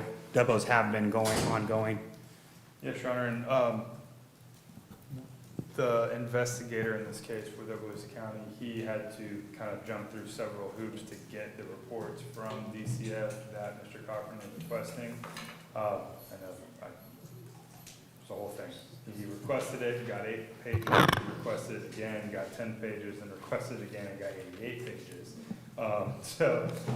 Those have been provided, or those are being provided to Mr. Cochran, and then I anticipate there's likely going to be some motion practice and response or as it relates to the deposition of the victim in this case. Without going into too much detail, it is a somewhat sensitive issue with the victim being in the mental state that they're in, and so I anticipate there may be some motion practice before then that concerns private counsel that the victim has retained. So we are working on this case. Depositions have been ongoing, and so we are working, but we have no objection to a continuance to the 9/14 date, Your Honor. All right, and once again, if you can't get them set, go ahead and get it continued so we don't, just waste a docket slot, okay? Yes, Your Honor. Next, I have Mr. Charles Little, 24 CF 2886. Your Honor, I'd ask for 914 on this. We did depots on the 1st. One of the medical examiner doctors was not available, so I have to reschedule that depot. That's correct, according to my notes from Ms. Herndon, Your Honor, so we have no objection to continuance to the 9/14 date.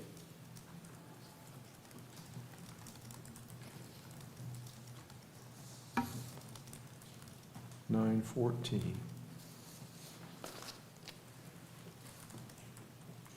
Next, I have Mr. Kayvon McKinney, 26 CF 0793. Your Honor, this is first time up. I'd ask for full cycle continuance of 9/14. It's a trafficking case, so there's going to be a lot of moving parts on this.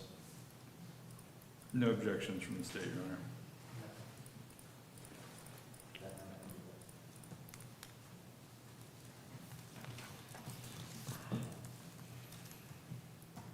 All right, it's continued. Next is Mr. Terry McMullen, 26 CF 0823. This is in the same posture, Your Honor. First time up, asked for the 9/14. Again, it's a trafficking case. No objections from the state, Your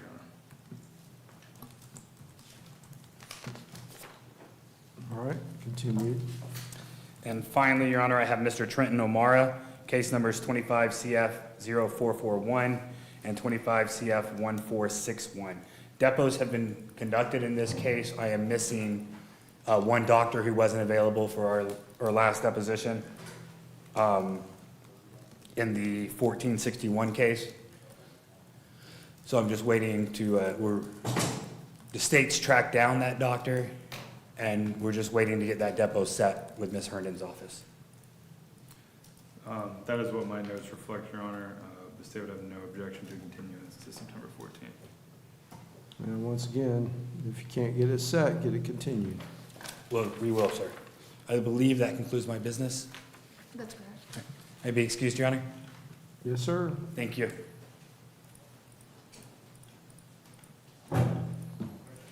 Molly. Tom's gonna be back.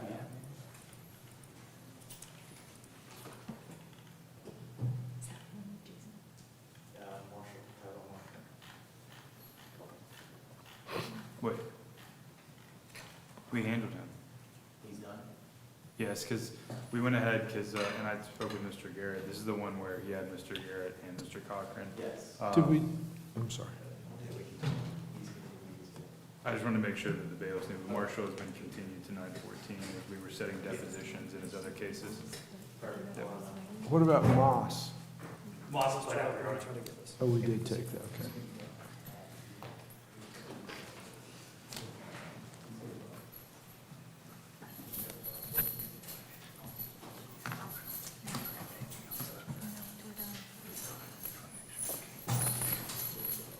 Huh?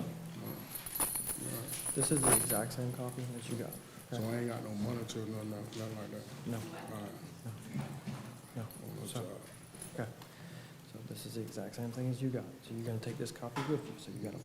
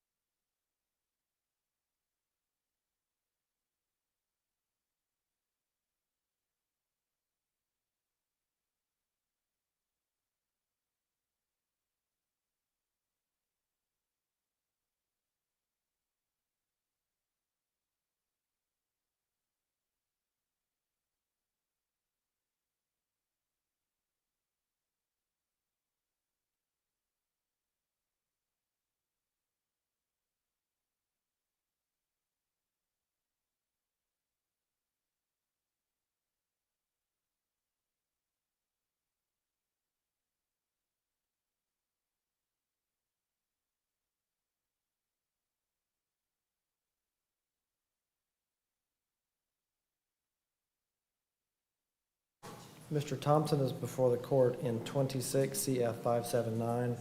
He also has felony violations of probation. Those cases are 25 CF 1196, 24 CF 1824, 23 CF 1214, and 22 CF 1938. We have, I believe, reached an agreement that handles all of those cases. This would be, I believe, in 26 CF 579, a best interest plea, and it would be an admission to all the violations of probation. The totality of the agreement calls for Mr. Thompson to be reinstated to complete the original requirements on the probations, and in the new case, be placed on a period of 24 months community control.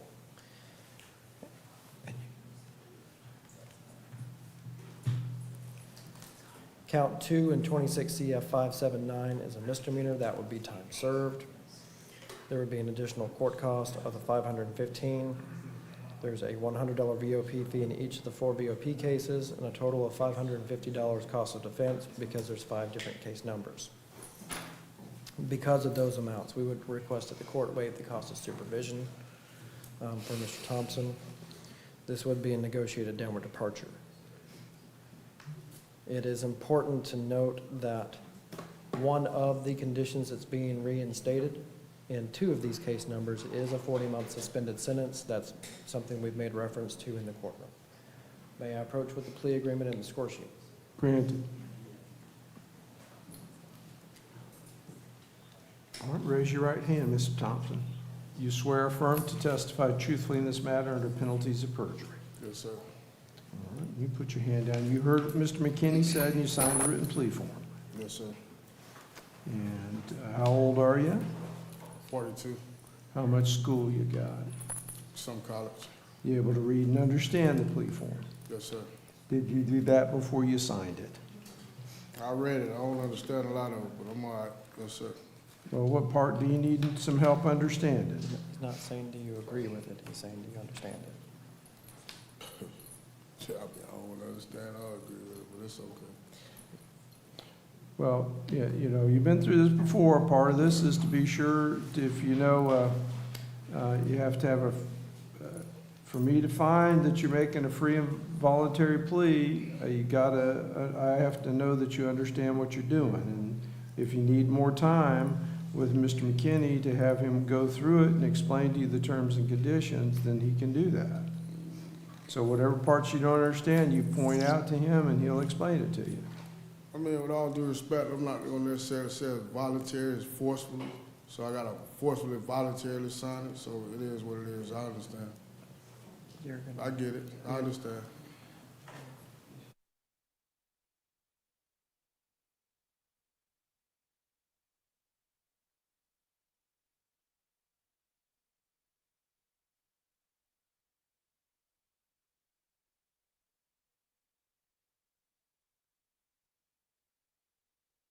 Thank you, Judge. Understandable, sir. All right, so I'm just gonna say, you know, I'm watching your body language, I'm listening to you, you're frustrated by all this, you've explained to me in the past you're frustrated. Mr. McKinney's used special language to tell me that although you're admitting the violations, you're not ready to plea no contest to the new charge, you're simply going to make a best interest plea to the new charge because you want to get over with this and you're accepting this to get back on probation. Is that basically what's going on here? Basically, what's going on, Your Honor, I know with the new cases, what I said, and I'm gonna accept the plea agreement. I understand what I'm getting myself into, what I'm being forced to, because for the simple fact is, the state gonna amend some charges and charge me with some other charges because they know they can't, whatever with the new charge. I'm not speaking on facts, I'm just telling you what's going on, being straightforward in the courtroom. And now I'm being forced to sign this because if I don't, I'm gonna be brought back for a violation of probation and I gotta sit in jail another 4 to 6 months until depositions and all this extra is going on. And now I'm losing life. I missed the whole summer for my son and now I'm gonna miss a whole lot of other stuff because I'm being forced to sign something because my hands is tied. So at the end of the day, I understand what I'm signing. I understand the plea agreement. I understand it all. I understand what I have to do. But I don't understand how can this system continue to do what it's doing when they know. But it is what it is, and that's just the way the system works. So I got to do what I got to do on my end when I get out. So that's all it is. I understand. I agree to it. Okay. Now, with all of that, has Mr. McKinney answered all your questions sir. about how this affects you? Yes, sir. Now, on the new charges, you're making this plea because you want it over with, not necessarily because you believe the state can prove the case against you.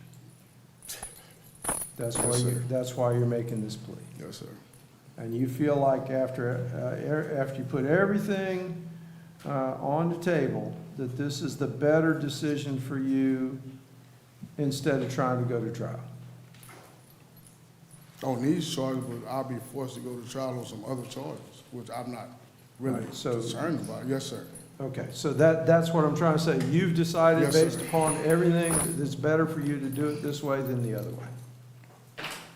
You're not happy with it, but you've decided that's the best way.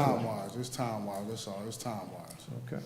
And as far as the violations of probation, you understand you're admitting the violations. Yes, sir. And we're set, I guess we're actually set for trial tomorrow on the violations, right? Correct. And by making this plea, you're waiving your right to that trial tomorrow, correct? Yes, sir. All right. And one of the principal benefits of this plea agreement is you're avoiding now the imposition of the suspended sentence, although that suspended sentence remains a potential for you in any future violations. Yes, sir. You'll have the additional fees and costs that were announced, and you're going to be on 24 months of community control in the new case, and you're going to be reinstated on your old cases to complete all your original conditions. That's what you understood. Yes, sir. All right. The court will find the plea to be freely and voluntarily, if reluctantly, entered into by Mr. Thompson. And I do hope, Mr. Thompson, I mean, no offense to you, but I don't want to see you back here.